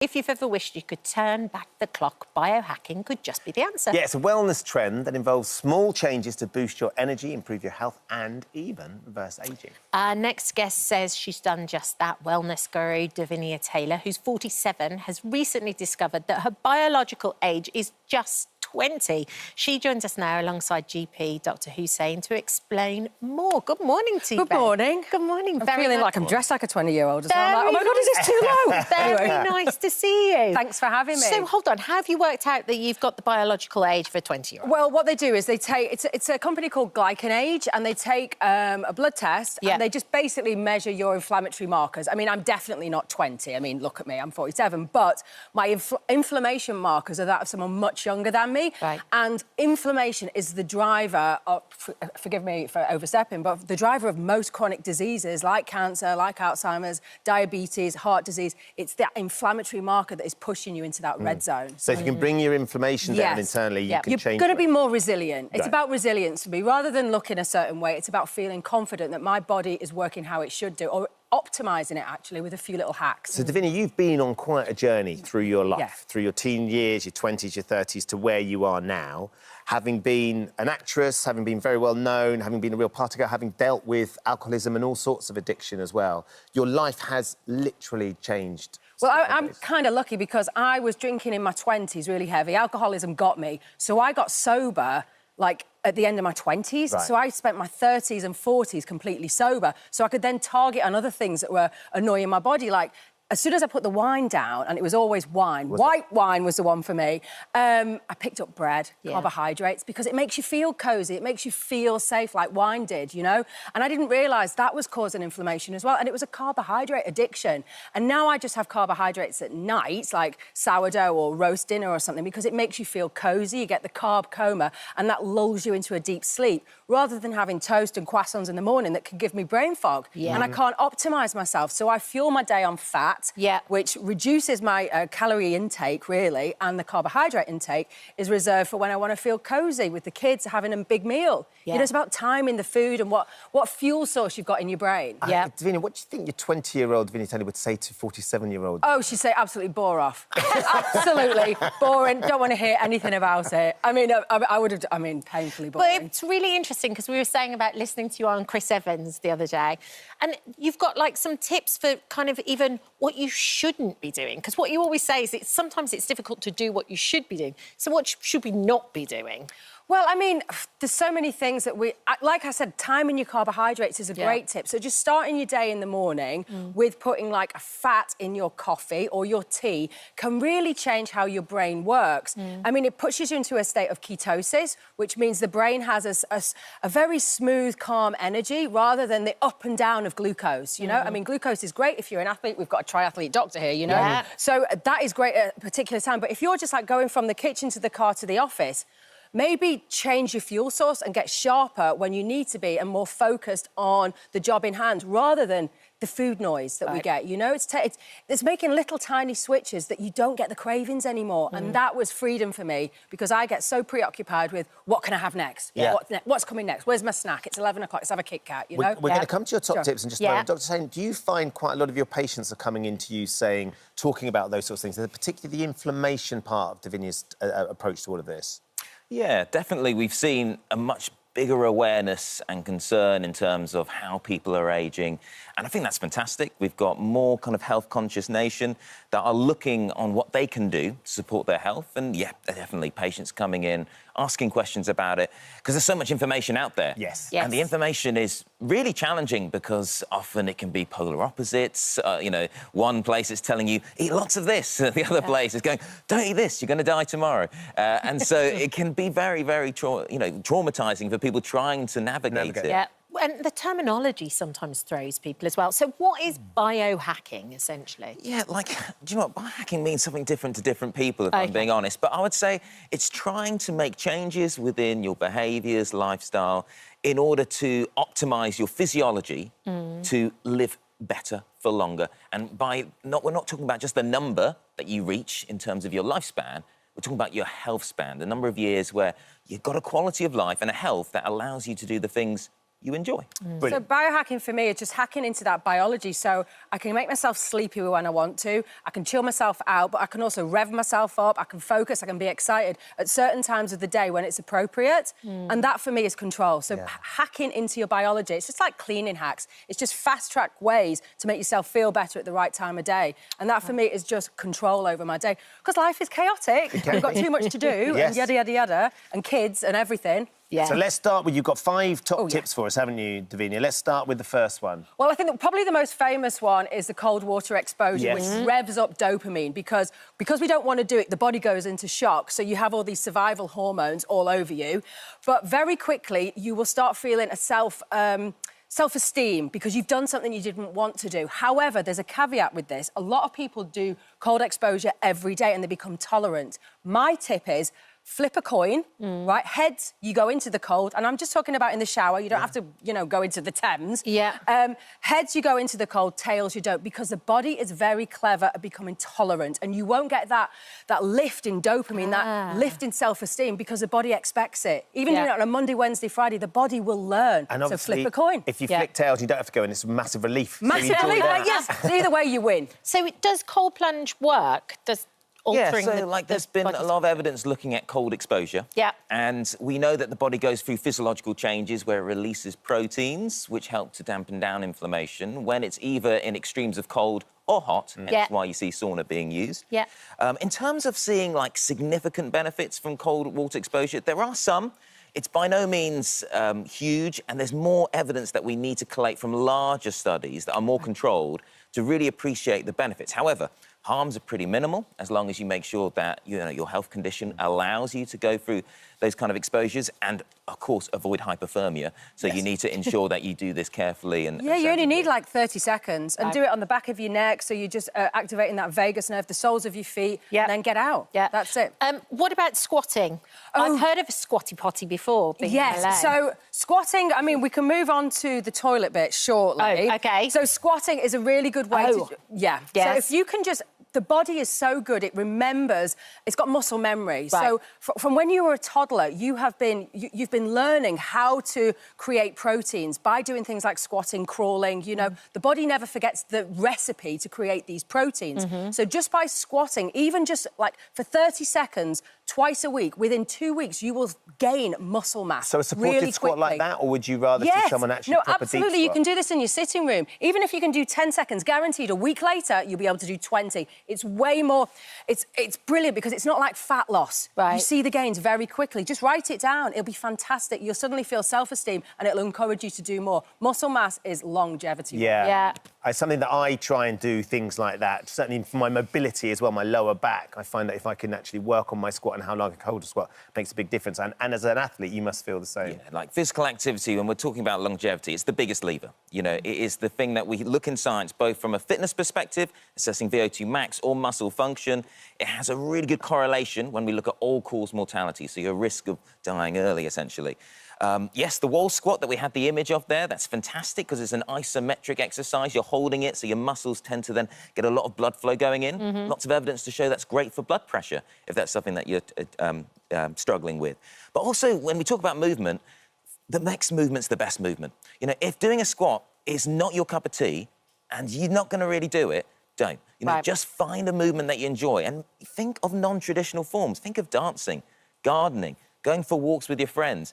And if you feel more confident, then, access more specific movements in the gym because they can be very specific and they can really help you to build a strong body. Because, as you rightly say, muscle mass is an underrated commodity and really important for metabolic health. It's great for the immune system as well, isn't it? Stops you from getting ill. Lifting the legs when you're Oh, yeah, quick one. So when you're on the loo, get the old toddler. Do you remember when your toddlers were training to use the loo? If you can lift your... I can't believe I'm doing this on TV. If you lift your knees up above 90 degrees, it helps with the transition of the waist. Yeah. Basically, we should really do that. It was kind of... I think the Victorians invented that loo, that 90 degree. We should be going lower. It helps with hip, but also the digestion. So that's if you're a little bit constipated, lift up the legs. That will definitely help. We've not got any time left, but so you've got 2 more to do. Which ones would you like to do? We've got natural fats and forest bathing. Which one do you want to talk about? Forest bathing, fabulous, because we've had beautiful weather. If you go through the forest, you will reduce inflammation because the sunlight going through the leaves creates NIR, near-infrared light, which makes you feel calm. And that's something I'm sure you agree with. It's a bit like... It comes from the Japanese Shinrin-yoku, which is forest bathing. And essentially, it sounds very posh, but just spend some time outside in green spaces. Do it with your family and friends. Maybe do it at Park Run on a Saturday. Yeah, think about how you do. Love that. Davinia, lovely to see you. Thank you for coming. This is Davinia's book, Future Proof, Build Resilience, Feel Younger, Live Longer. She's done an incredible job and is out there. It's really fantastic. Thank you. Oh, thanks for having me. Thank you. Thank you. Oh, hello. Thank you for visiting our This Morning YouTube channel. We upload tons of new content every single day. So hit the subscribe button, like all the videos, and don't miss out. We'll see you in the morning. Our first guest today, Richard Warwick, is one of the survivors speaking out in the new documentary. After being treated for haemophilia as a child, a disorder where the blood can't clot, Richard was administered contaminated blood products, and as a result, he contracted HIV as well as hepatitis B and C. And he joins us now this morning. Richard, thank you for coming in. It's an extraordinary documentary. I mean, it really is searingly, painfully honest in many ways for the reality of what you and those other people that contracted all these, used with the infected blood, had on you is just devastating. Let's start with your diagnosis. So you're diagnosed as haemophilia as a child. Yes, I was born with haemophilia. It's a hereditary condition. I was diagnosed at the age of about 3 years old. What was the impact of that on your childhood? It was very difficult for my parents because there was a lot of concern, particularly among social workers, that I was having these large lumps and bumps all over my body. They didn't know what it was. So they got involved. And it wasn't really until I was like 3.5, 4, that I actually got finally a diagnosis in Hull. So this little lad's got haemophilia. Spending a lot of time in hospital, losing an enormous amount of schooling. So between sat at home on the sofa, watching other kids play outside, and being stuck in hospital in plaster casts, splints and traction, you know, something had to change. You just weren't living life, were you? Exactly. Sort of existing. Yeah. So then when the offer came to go to Trelawn's College, which was, by all intents and purposes, and he's called in the documentary like almost like a Harry Potter-style college, where there was loads of space outside, there was loads of opportunity for you, and you could be treated at the same time. That was the point of it, really. Yeah. It seemed too good to be true, and it was 300 miles away. But what it did have going for it is that I would get on-site care, and also world-class education.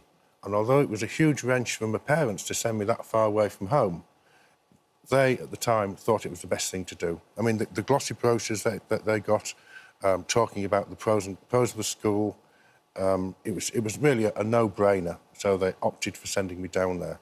What we know now, that my parents nor I didn't know at the time, but it was actually a ruse to get as many haemophiliac young boys from the ages of 8 and upwards into one place so that they could be used for secret medical trials. And we really only found out, I would say, 2 years into me being down there, that something was seriously wrong, because we were going around in groups, 5 or 6 boys with yellow eyes, jaundiced, ill. So we knew something was amiss. And that was after a certain amount of time, because you were having a lovely time being there at the school. And, you know, when you watch the documentary, that's what you get. You get this bond between you all. You do, yeah. But then you were being treated, and gradually more and more boys were getting sick. They thought sometimes it was glandular fever, but that wasn't a thing either. No. Well, how was this explained to you? And was it just hidden under the carpet and nothing was spoken about to your parents? It wasn't explained to us, that's the thing. Right. As far as the hepatitis B goes and the yellow skin and eyes, we were told essentially it was just a side effect of the treatment. What upset us the most is that we were being segregated at meal times. We were being put on separate tables, the cutlery, the plates all marked. They had orange or yellow marks, didn't they? Red stickers on them. And we just looked at each other, bemused. But as children, as little kids, you know, you tend to shrug these things off. Of course. I think when we all started to go down with glandular fever, which I think colloquially is called, or known as the kissing disease. I mean, none of us were in relationships at the age of 12. No, you were lads. But that was a precursor, as we now know through medical evidence, of early HIV. And we're talking about 1978 here, long before the AIDS crisis. Of course. There was headlines, wasn't there? The killer blood headlines started to circulate there on some of the newspapers. In the Daily Mail. In the Daily Mail. And suddenly people started talking about what was happening. And they tried to keep some of those headlines and the newspapers from some of your classmates, didn't they? Absolutely. Basically, they rifled through the library, the school library, and took away all the newspapers mentioning and referencing the link between haemophilia and HIV/AIDS. Because they were scared about you all starting to piece things together. Yes, exactly, yeah. So when were you actually told about this? Because in the documentary, there is a moment where somebody explains the situation, and you're all in a room, and there's a doctor, and he goes, "You've got it. You haven't. You've got it. You have." When did you find out? And when did they tell your parents?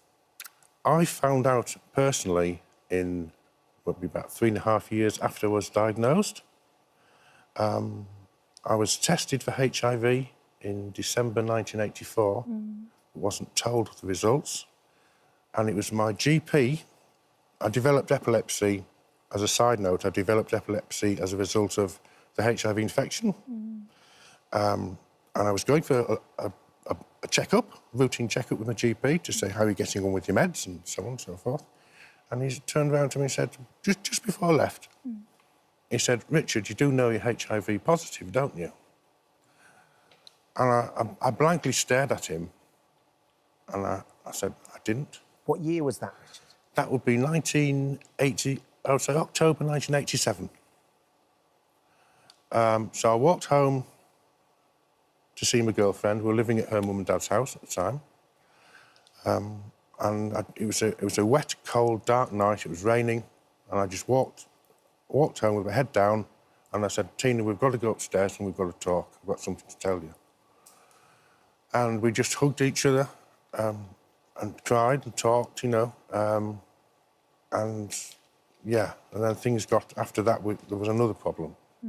Just devastating for you as a couple as well, because you wanted to have children. Yes, and the diagnosis of HIV in the sort of mid to late 80s was devastating, wasn't it? It wasn't like it is now, where we know that you can live with it and there's things you can do. Back then it was, you know, this is terminal. The prognosis was, if you contracted HIV and it was untreated, there was no treatment available at the time, the prognosis was a lifespan of about 18 months to 2 years. Gosh.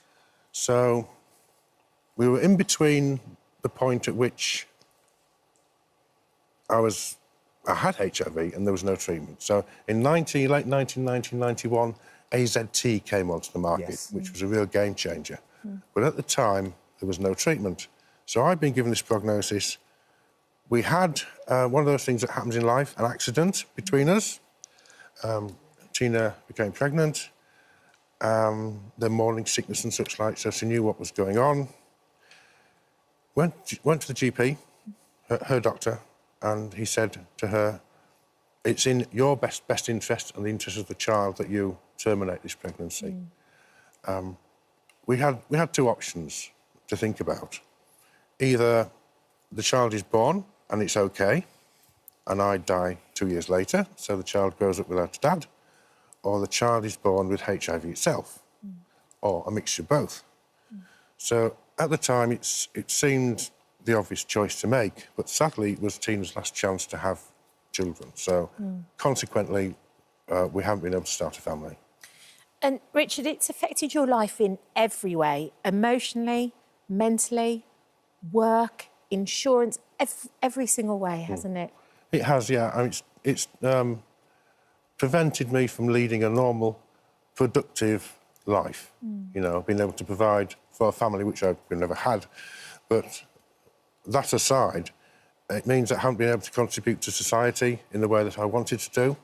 I did really well at school on the technical sciences and with computing and so on and so forth. So those are the ambitions I had for the future, but all that's been taken away from me. And it's just been a constant roller coaster of infections, bleeds, disability, pain. I would say the first 10 years of my life was just pain, anguish, pain, anguish, pain, anguish. And then going to a school and meeting people that were in your own situation with haemophilia was amazing. We had this freedom. We were able to talk amongst ourselves about our problems. Connection and community. And the connection and the community was fantastic. But as we later found out, there was something far sinister behind it. You've been campaigning for years for answers. Of course, we've had the inquiry. And we're now in a situation where you're campaigning for compensation to actually be delivered. Where are you with the compensation part of that? I haven't had any compensation yet. So we just plod on and plod on and plod on. Because in the report, the doctor actually said it's a distressing catalogue of failures. It is. I mean, they could have even heat-treated the factor VIII and got rid of all those viruses. But you were let down time after time after time. Yeah, it's beyond belief, really. You couldn't make it up. You couldn't write a book about it. They ignored the warnings. They gave us this wonder drug, as it was called at the time. You know, this was going to revolutionise our lives. But they were just experimenting on us. They were just experimenting on us. It's so sinister, as you say. Trelawn's College said, "We sincerely apologise to former students and families who were so devastatingly affected by the infected blood scandal. The treatments by clinicians of pupils at Trelawn's in the 70s and 80s was unethical and wrong. A public memorial dedicated to former Trelaw pupils is an important recommendation of the inquiry's report, and we are fully committed to ensuring all those impacted by Trelawn's are remembered." With regards to the compensation, the Infected Blood Compensation Authority, they say our priority is to pay many people as soon as possible. We aim to start on average 100 claims a week, expecting all living infected individuals registered with support schemes to begin their claims by the end of 2025, so that's the end of this year. We're recruiting up to 500 claim managers and planning to add around 80 monthly from late June to increase the number of claims we can process. Is that enough, do you think, Richard? We can only keep our fingers crossed and hope that it is. You know, people are dying at an average rate of two a week now. That's gone up. We just hope they get a crack on and start processing more claims, because people are dying. It's wrong, it's unfair. This should all have been sorted out and started 2 years ago, not 6 months ago. And what about that public memorial? Right. We, as a group who feature in the documentary this evening, would like a prominent memorial to recognise the lives and deaths of the 80 boys that we lost at the school. That's really, really important to us, and one of the reasons we went ahead and did the documentary. We want recognition for those boys and the families of those boys to remember them. They can't speak for themselves anymore. We can. Which is the least you deserve. And it sounds like Trelawn's College are very keen to make sure they're fully committed to that happens. So the sooner that happens, the better. The British blood scandal poisoned at school is on tonight at 9 p.m. on ITV1 and ITVX. Thank you for coming in and being so eloquent. And fingers crossed you get that compensation up and running and sorted as soon as possible. Thank you, Ben. Oh, hello. Thank you for visiting our This Morning YouTube channel. We upload tons of new content every single day. So hit the subscribe button, like all the videos, and don't miss out. We'll see you in the morning. Our next guests know firsthand the dangers faced by prison staff behind bars. Former prison officer Ryan Goodenough was left in a coma after being brutally attacked by inmates at a facility for young offenders. Ryan joins us now alongside former inmate Raphael Rowe, who spent 12 years behind bars for a wrongful murder conviction and has since dedicated his life to shining a light on the prison system. Good morning to both of you. Thank you for coming in this morning. Ryan, can we start with you? So you started your work in a youth correctional facility. You were just 21 years old? Yeah. It was a secure training centre, so it was more about therapy and rehabilitation. However, because of the no-refusal policy and the overlay and the overspill of other institutes that support children, it was effectively, youth. Correctional facility? Yeah. So you were very young at the time, you were only 21. How long had you trained to get the job? Well, you did 9 weeks of training, so it wasn't a lot. But when I kind of talk about why I got into that sort of work, I do recognise a lot of it comes from my early years and the journey that I had as a person. And that kind of led me into wanting to work with children. So talking about training, the direct training was 9 weeks, but I suppose you could argue I trained my whole life for it. Sure. And can you tell us what happened the day of the attack and how it occurred? It's a really long story, but to keep it short and sweet, I was on a unit, so part of the role is to just be with the children and you've got to safeguard them, make sure that they're okay, make sure they're well, make sure that they're safe. They have these allocated slots for activities, so they can go out and go on the AstroTurf, they can go into the sports hall, go into the gym. And there was a bit of a dysregulated vibe to the morning. There was a few incidents in the day, and then I got moved unit in the evening, so I was working a day shift from about 7 a.m. till 10 p.m. And when I got moved in the later shift, it was very heightened. It kind of felt all over the place. A bit tense, yeah, I suppose you could say. I've walked in, I see settees flipped up on the side, I see boys just causing. So there was a febrile atmosphere. There was a bit of that, yeah, a bit of that. But I got on really well with them, so they've walked in, they've seen me walk in and they've for at this time for activity because they'd missed it. They were a bit late. We were short on staff, so I took them out to the AstroTurf as was allowed. That's what was set up for them. And then when I got onto the AstroTurf, we radio through, we say we're secure on site, we're secure in this location.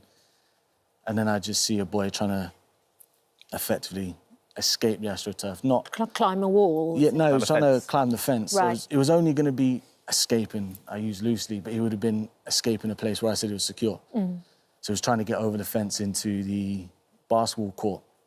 And I'd gone over, before I'd went over, I'd put my body-worn camera on, I'd pressed for first response, meaning that I'd called for staff to arrive to assist me. Then I've just seen him climbing, and then I've tried to verbally bring him down. He hasn't listened, but at that point, criteria had been meant to use reasonable and proportionate force. Right. So I've guided him off, and then I've had, suddenly, this one boy has become free, and then I've got 3 of them trying to put him on the floor, stayed on my feet, and then I've kept him at arm's length. Right. And then as they're at arm's length, 2 more come in, and now I've just got 5 boys kind of laying into me. So and they knocked you to the ground? No, so I wasn't actually knocked over. They tried to take me down, but, I mean, I managed to keep on my feet. Can I ask how old they were? Right. So they were aged 14 to 16. OK. So young teenagers? Yeah, young teenagers. They were children. They're children, and... It's interesting because you've described them as children quite a lot, and that, but of course they were children that attacked you physically, and that attack led to you going to hospital. Yeah. And then ending up in a coma. Yeah, but they still are children. So I still work with children, and when I went to hospital, a coma wasn't on my mind. I thought I had concussion, and then suddenly it just started to bleed out my nose, and I started to vomit blood. I got taken through to this ward just to be checked, and then I got put on my back. I kind of laid down, looked up, see the bright lights, kind of like I'm looking at now, and then I looked left, looked right, and then suddenly I just fell asleep, and I woke up 3 weeks later. 3 weeks later? Give or take, yeah. And what do you think should happen to the prison? What do you think should happen? Do you think that Supermax prisons would be a good idea, based on your experience? Well, my experience is individual to me, and my personal opinion is that we have to approach things from a point of therapy, and we have to be trauma-informed. When we look at prisons, whether they work or don't, that's up for conversation.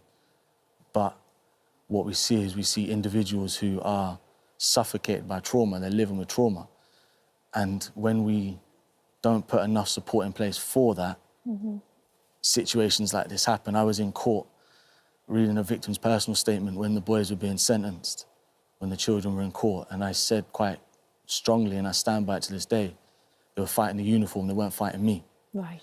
So it's that the perception of anger and aggression is always what you see on the surface is anger and aggressions. You kind of label them as aggressive, bad children, or bad humans, bad people. But beneath that, there's usually fear, there's anxiety, there's trepidation, there's worries, there's concerns. Emotions we all feel, but some people aren't developed enough by the right people. They still attacked you, though. They still attacked you, put you in a coma for 3 weeks. I think a couple of them got extra time on their sentences, one of them 18 months, one of them 6 months. And the reality is that they felt empowered, angry or frustrated as it was, to attack the uniform that was there to keep him safe. That's all you were trying to do. You didn't want him to hurt himself, the lad that was climbing the... But I see the argument of empowered or not. I think it's almost baseless without looking at the fear, without looking at the trauma. Sure. My role wasn't to condemn them or to lock them up. My role was to support them and help them. And the way we do that is to see them as children. That's why I'm very heavy on using the word children, because I do stand by the fact they were fighting the uniform, not because it was specifically that uniform, but because I was authority, I was telling them what to do. And we're all products of our environment. Some of us are victims of it. Yeah. Well, Raphael, I mean, if you look at your experience, you are absolutely a victim of your environment because you ended up spending 12 years in prison for a crime that you didn't commit. You've since gone on to explore the world of prisons around sort of the globe in order to understand how best to rehabilitate prisoners, what the prison system is like. What's been your experience of that, both as a prisoner and then going into prisons and exploring what they're like globally? Yeah, I think, I've seen it from both perspectives. So as a prisoner who often got into conflict with prison guards, violently attacking prison guards myself, being attacked by prison guards because of the regime or the conditions within the prisons, the supermax, you could say, prisons that I was held in here in the UK. I was held in maximum security prisons in the UK. Conditions are really, really bad. But after being released and my convictions being overturned and becoming a journalist, I have travelled the world documenting life inside prisons around the globe. And the difference is extreme. You have really humane conditions in Scandinavian prisons where, you enter the prison, the officer reaches out and shakes your hand and makes you automatically sort of disarms that aggression that you go in, this kind of aura that you take into a prison, whereas in other places I've been, supermax prisons, prison officers don't go within 10 metres of the prisoners, and when they do, they're holding shotguns, and prisoners have to put themselves behind their cells or their pavilions, and then the guards retrieve and the gates are locked, but they don't go within 10 metres of the prisoners. They're so dangerous. So the extremes can be both ends. That's been my experience. There's been an increase in attacks on prison staff. We've seen the two that we mentioned in the film beforehand. And there is concern about prison staff, and it's an amazing amount of compassion that Ryan has for the children, as he describes them, that still attacked him and caused him long-term damage. He has a long-term brain injury from that attack. Do you think the introduction of supermax-style prisons for our most dangerous offenders here in the UK is the right way to go? I think we have to bear in mind that a prison is just a symbolic structure, right? It's just bricks and bars and barbed wire, and it's secure. It's the people that are in these environments that you have to concern yourself with. So if you put a bunch of guys and women, because there is an increased number of violent attacks by female prisoners on prison staff and females, even though the prison population for females are a lot less. So it's the people that are in the prisons. And for me, if you put a bunch of violent prisoners, and I think a third of our prison population are in for violent offences, if you put them into one environment, it's a boiling pot, isn't it? Not only will they attack themselves, but as soon as they're let out of their doors. And I'll give you an example. When you lock somebody behind a door like I was, and my circumstances were slightly different because I was innocent, right? But I was angry. But anybody, guilty or not, you put them behind a door for 23 hours a day, not only are they banging their heads against this square space, but then they're on their hands and knees and behaving like an animal. So you open the door and they're going to go woof. They're going to want to bite you. They're going to want to attack you. So you've got to do more. So whether it's a supermax prison or one of the prisons that already exist, it's what you do in those environments that matters. So are you trying to rehabilitate these individuals who are behind these doors, behind these walls, or are you just trying to contain them, i.e. it's a detriment, it's redemption, it's kind of punishment, that's what prisons are for. And I don't think I've met anybody in the 20 years I've been a journalist looking at these issues, I don't think I've met anybody in that time that has said to me they don't believe in rehabilitation. They want people who have gone to prison to be punished for what they've done. But during that time, whether it's a supermax prison or not, they've got to be rehabilitated, whatever that entails, you know. But the majority have issues that, Ryan has identified, mental health issues, So supermax prisons or mental health institutions. For me, I think the government would be better spending their money on mental health institutions to address the kind of underlying problems that drive the criminality and the behaviour of people that end up in prison. We've done a poll here on the show. Should the UK introduce US-style supermax prisons? 93% of people think yes, 7% think no. I think one of the difficult things is when you see the perpetrators of the attacks we've seen most recently. So Axel Rubicabana, we know what the atrocity that he committed, and then to attack a prison guard as well, and he's only young, right? You could understand why our viewers would be absolutely, these people need to be kept away from the prison guards who are trying to rehabilitate them, who are trying to help them and keep them safe. Then we talk about trauma some more, and I can't speak on that incident. I don't know the story or the situation, but we don't wake up one day and think, I'm going to go and do a madness, I'm going to go do this, I'm going to go do that. The problem that we have is there isn't enough early intervention, there isn't enough work in primary schools. We've got mental health services that if you're 16, 17 years old, there's no point even referring you to it, because by the time you reach the top of the list, you're an adult, you're no longer eligible for the service. So mental health is, I think, as Raphael was saying, that's where the focus needs to be. If we want to prevent people committing acts of such devastating incidents, and it's not something that, again, I would comment on because I don't know the ins and outs, but certainly when we look at prevention, we have to be looking at doing it early as opposed to reacting by building things that are effectively already in place, just being a bit more punitive, perhaps. It's fascinating to get your insight. Thank you both. I could listen to them talk all morning. Ryan, thank you. So Appreciate that. And also thank Raphael you. as well. It's certainly a subject that we need to talk more about, isn't it? I think ultimately. Yeah. There's no easy solution. No.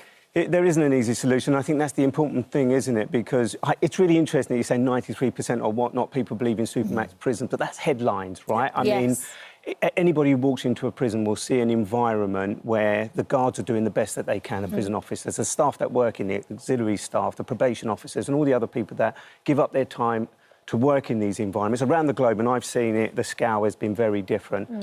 But at the end of the day, we have 90,000 people in this country out of a population of 70 million that are in prison, and the majority are in there for economical crimes rather than violence. So are supermax prisons the right places for people who are desperately trying to overcome the crisis that we are under at the moment? And I think we have to ask ourselves those sorts of questions. Thank you both for coming in. you. Oh, hello. Thank you. For visiting our This Morning YouTube channel. We upload tons of new content every single day. So hit the subscribe button, like all the videos, and don't miss out. We'll see you in the morning. We're talking about a worrying trend now. So they promise to leave you tanned, bronzed and glowing, but could nasal tanning sprays be dangerous? Yeah, trading standards have issued stark warnings about the potential deadly side effects, including the risk of skin cancer. Model and beauty queen Jen Atkins says she was left with permanent skin damage after using an unlicensed spray. She joins us alongside consultant dermatologist Dr. Emma Wedgeworth to warn of the dangers. Welcome. Thank you for joining us, girls. Jen, this is horrible. I didn't even know nasal tanning sprays were a thing.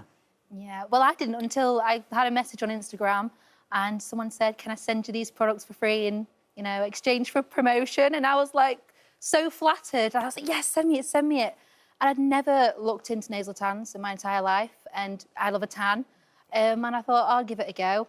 What harm can it do, right? It's not... No. Did they show you kind of before and after pictures of somebody else that had perhaps used it and the kind of results you were going to get? Yeah, so I'd seen it just on a few of their posts. Yeah. But their Instagram page was actually private, which should have raised a massive red flag to me. Obviously didn't. And I was naive and I just took the product, started using it. I used it twice. The first time, it made me feel so sick, dizzy. I was actually driving to work, so how incredibly dangerous is that? And my face was bright red, itchy. It was just horrific. But silly me tried it again the next day, and it was even worse. I thought I was going to throw up on the way to work. It was awful. And just for a bit of sort of context and backstory, so you won the title of Miss Great Britain in 2020. So then I guess your Instagram would be flooded with people go, oh, you should try, can you endorse this or try this or we'll send you something. And stuff you probably wouldn't give it that much thought, would you? No. So obviously when I won Miss Great Britain, I had loads of messages like you said, and I was just so flattered. And of course. I just wanted to please everyone and sort of become this influencer. And I didn't think of the repercussions of it. And now if anyone says to me, I want to be an influencer, I say you've got a responsibility as an influencer who are influencing all of your followers to be honest about products. And I wish I'd have done that all these years ago, because obviously look what it's done to me. So yeah, that's why I'm here, just to spread awareness of it, Does really. it happen? Is it like someone would take an inhaler? Does it look like a normal inhaler? How does it look? So it's just like a small bottle. You keep it in the fridge and you just sniff it twice. So I'm sorry, but the only thing you should be sniffing in your fridge is milk to check that it's not out of date. But no, it's so small, and something so small can do so much damage. Yeah. Obviously, it's given me this pigmentation that I'll hopefully be able to get rid of. It's been years and I've not been able to get rid of it yet. But, it's embarrassing. It's on my face, and it's something that's happened from 2 squirts of nasal tan. I didn't realise how dangerous it was. And Yeah, well, thank goodness you're OK, and hopefully we can tackle the melasma. But Dr. Emma, is this something that's becoming more and more common? People are using these nasal tanning sprays? Unfortunately, it is. We are seeing this in clinic, and we know that they're quite widely advertised on social media platforms. And people are just desperate to get a tan, and they're doing things that actually we know that now can be harmful. So it's really important that people are aware that they do have quite negative side effects and can be really quite dangerous. Because there's also tanning injections and tanning pills, and those kind of products have been around for years, but they've always been quite... I've been out of bounds for me. I'm always just like, put it on my skin, just do a nice self-tan with a cream or a lotion. But like the injections and now the sprays, I mean, it's just the things that people go to try and be tan. It's a real worry. So injections and nasal sprays are a form of a chemical which stimulates your pigment-producing cells. And this can be really dangerous in lots of ways. So just like Jen was saying, it can actually affect your kidneys, it can make you feel unwell, and the problem is that it can really stimulate things like moles and freckles, and we do worry that it might increase the risk of skin cancers as well. So, Emma, what is getting injected? What is getting inhaled? What's the component? So it's a hormone known as melanotan-2. And basically, this stimulates something called melanin-stimulating hormone, which is the hormone that we have within us, which produces pigment. But the problem is we don't know the dose, we don't know how it's working with each individual, so it's totally unregulated. And it's really affecting the way that your body actually works. So I'd really advise not to use any of these sorts of products. And pigment, that should normally just come through the environment around you, right? I mean, how much vitamin D you get, how much sun you get, and what you're comfortable with. That's how that process would normally take place. Exactly. So normally what happens is your skin is exposed to the sun, and it produces a little bit of melanin, the pigment which gives you a tan, and that helps to longer term sort of try and protect against UV damage. Yeah. Now, everyone's a bit different in the way they tan. If you are really fair skinned like me, you just don't tan, right? And you just got to accept what you've got. Some people tan very, very easily. But what we shouldn't be doing is just lying out and trying to tan our skin or being on sunbeds or using things to try and tan our skin, because that will cause damage. We've actually got some photos of you, Jen. We've got some before and after. So I think this is really interesting to see because it really demonstrates how your skin was prior to using the nasal sprays and then the reaction that your skin had to it. I mean, it's literally... That's awful. It's how long did it take for that reaction to kind of inflame and show? Well, I didn't notice it. I think after the 2 times I used it, I went to Mexico the week after. Yeah. And after the first day, I noticed it straight away. And I was having comments already. And my mum was like, what on earth is going on? Yeah. And people at breakfast were like, you've got some muck on your face. And I'm like, that's not muck. And it just never went away. And is this a normal reaction to your skin after you've ingested, or in this case, in taking the nasal spray, your skin is like kind of having a freak out and like producing too much, and then you've got your natural process of your skin producing the melanin to protect your skin. So it's like a double whammy almost. Yeah, so Jen has what's called melasma. Yeah. And we know that that's an overproduction of melanin, of pigment within that sort of area. And there are a number of different causes for it, like hormones, pregnancy. Because they call that the mask of pregnancy, don't they, on the forehead? Yeah, exactly. Been pregnant. Really? But I think what has happened in this case is that the nasal tanner has really stimulated it. And the other problem with these nasal tanners is that people then tell you, go out into the sun, get more sun exposure, and it stimulated the melasma. It's unbelievable. It is, isn't it? It's unbelievable. So, will it go? So, I mean, Jen, you were saying that this has been something that's been hanging around for about 5 years or so. Actually, this will go, but it needs treatment. It now needs medical treatments. We were talking earlier, which is a really positive thing, that we've got creams, we've got tablets, we've got lots of things that we can do about it. But it's really hard for people. Yeah, it's really hard. What difference has this made to you in your life? Oh, it absolutely ruined my confidence. I know people are just, asking questions, but when people say, oh, what's that on your forehead? Or, oh, you've got a bit of contour there. I'm like, that's not contour. And obviously, I was doing a lot of modelling. I was Miss Great Britain. And it absolutely ruined my confidence, especially towards the end of it. And I've barely done any modelling since.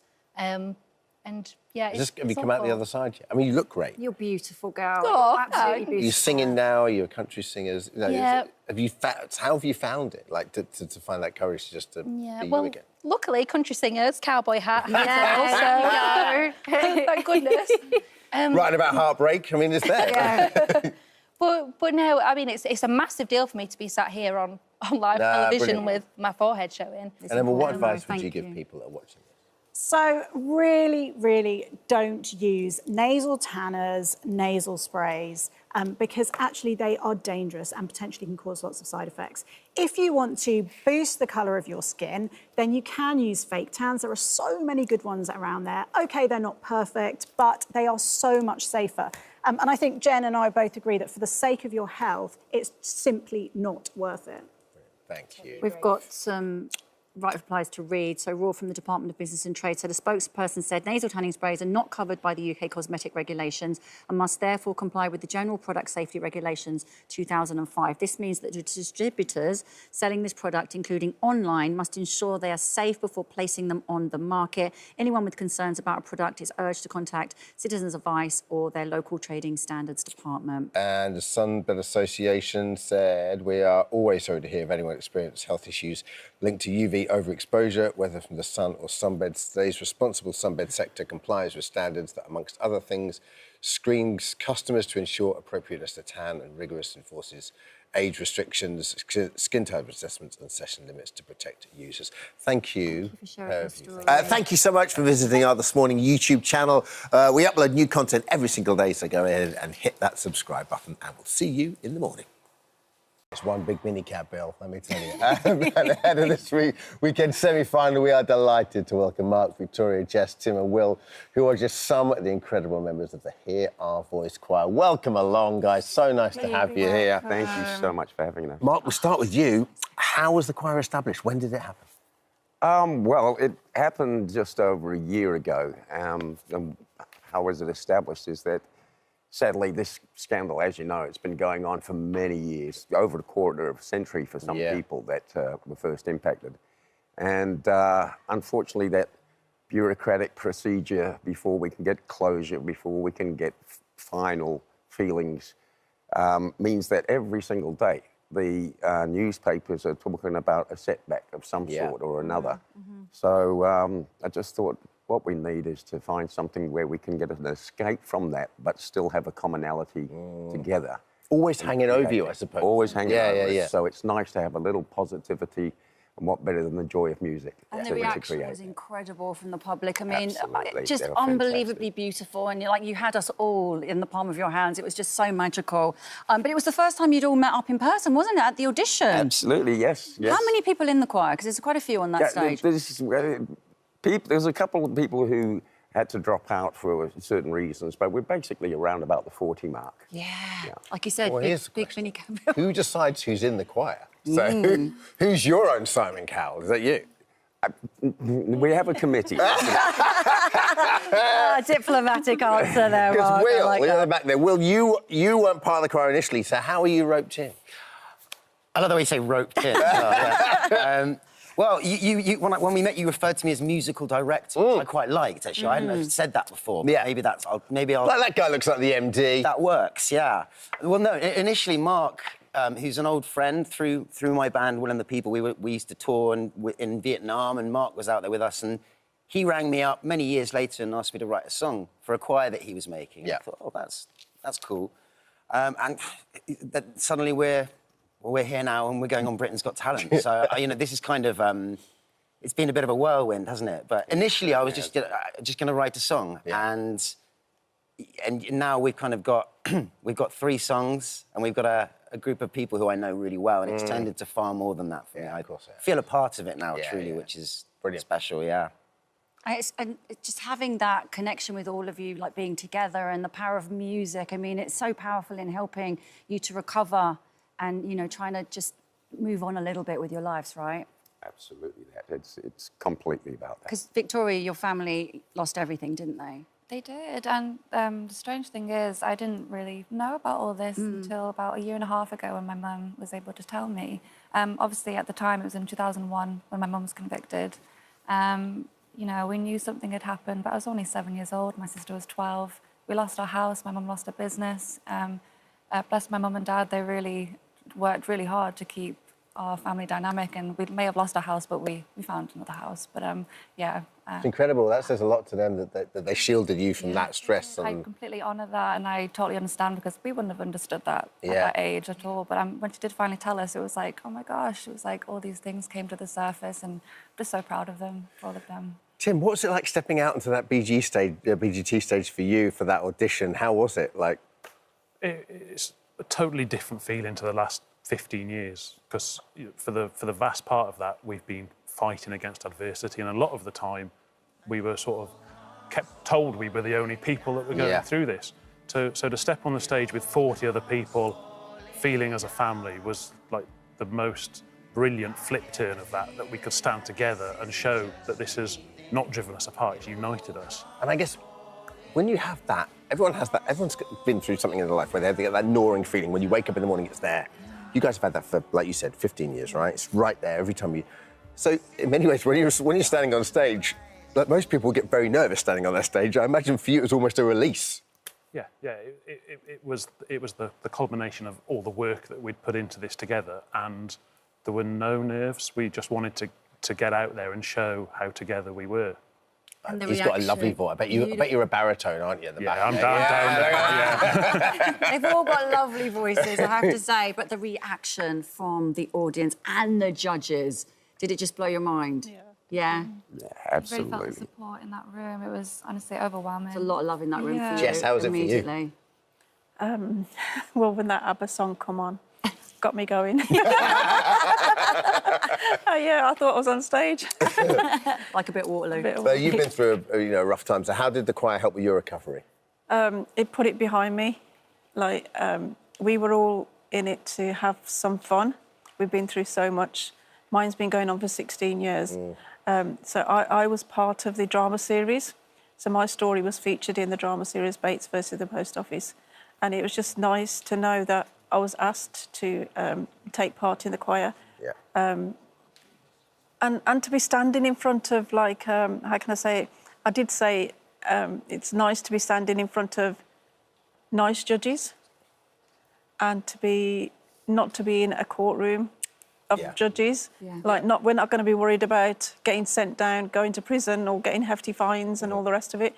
We were there to be happy, and obviously all our families were there. We've made a really big family out of the choir.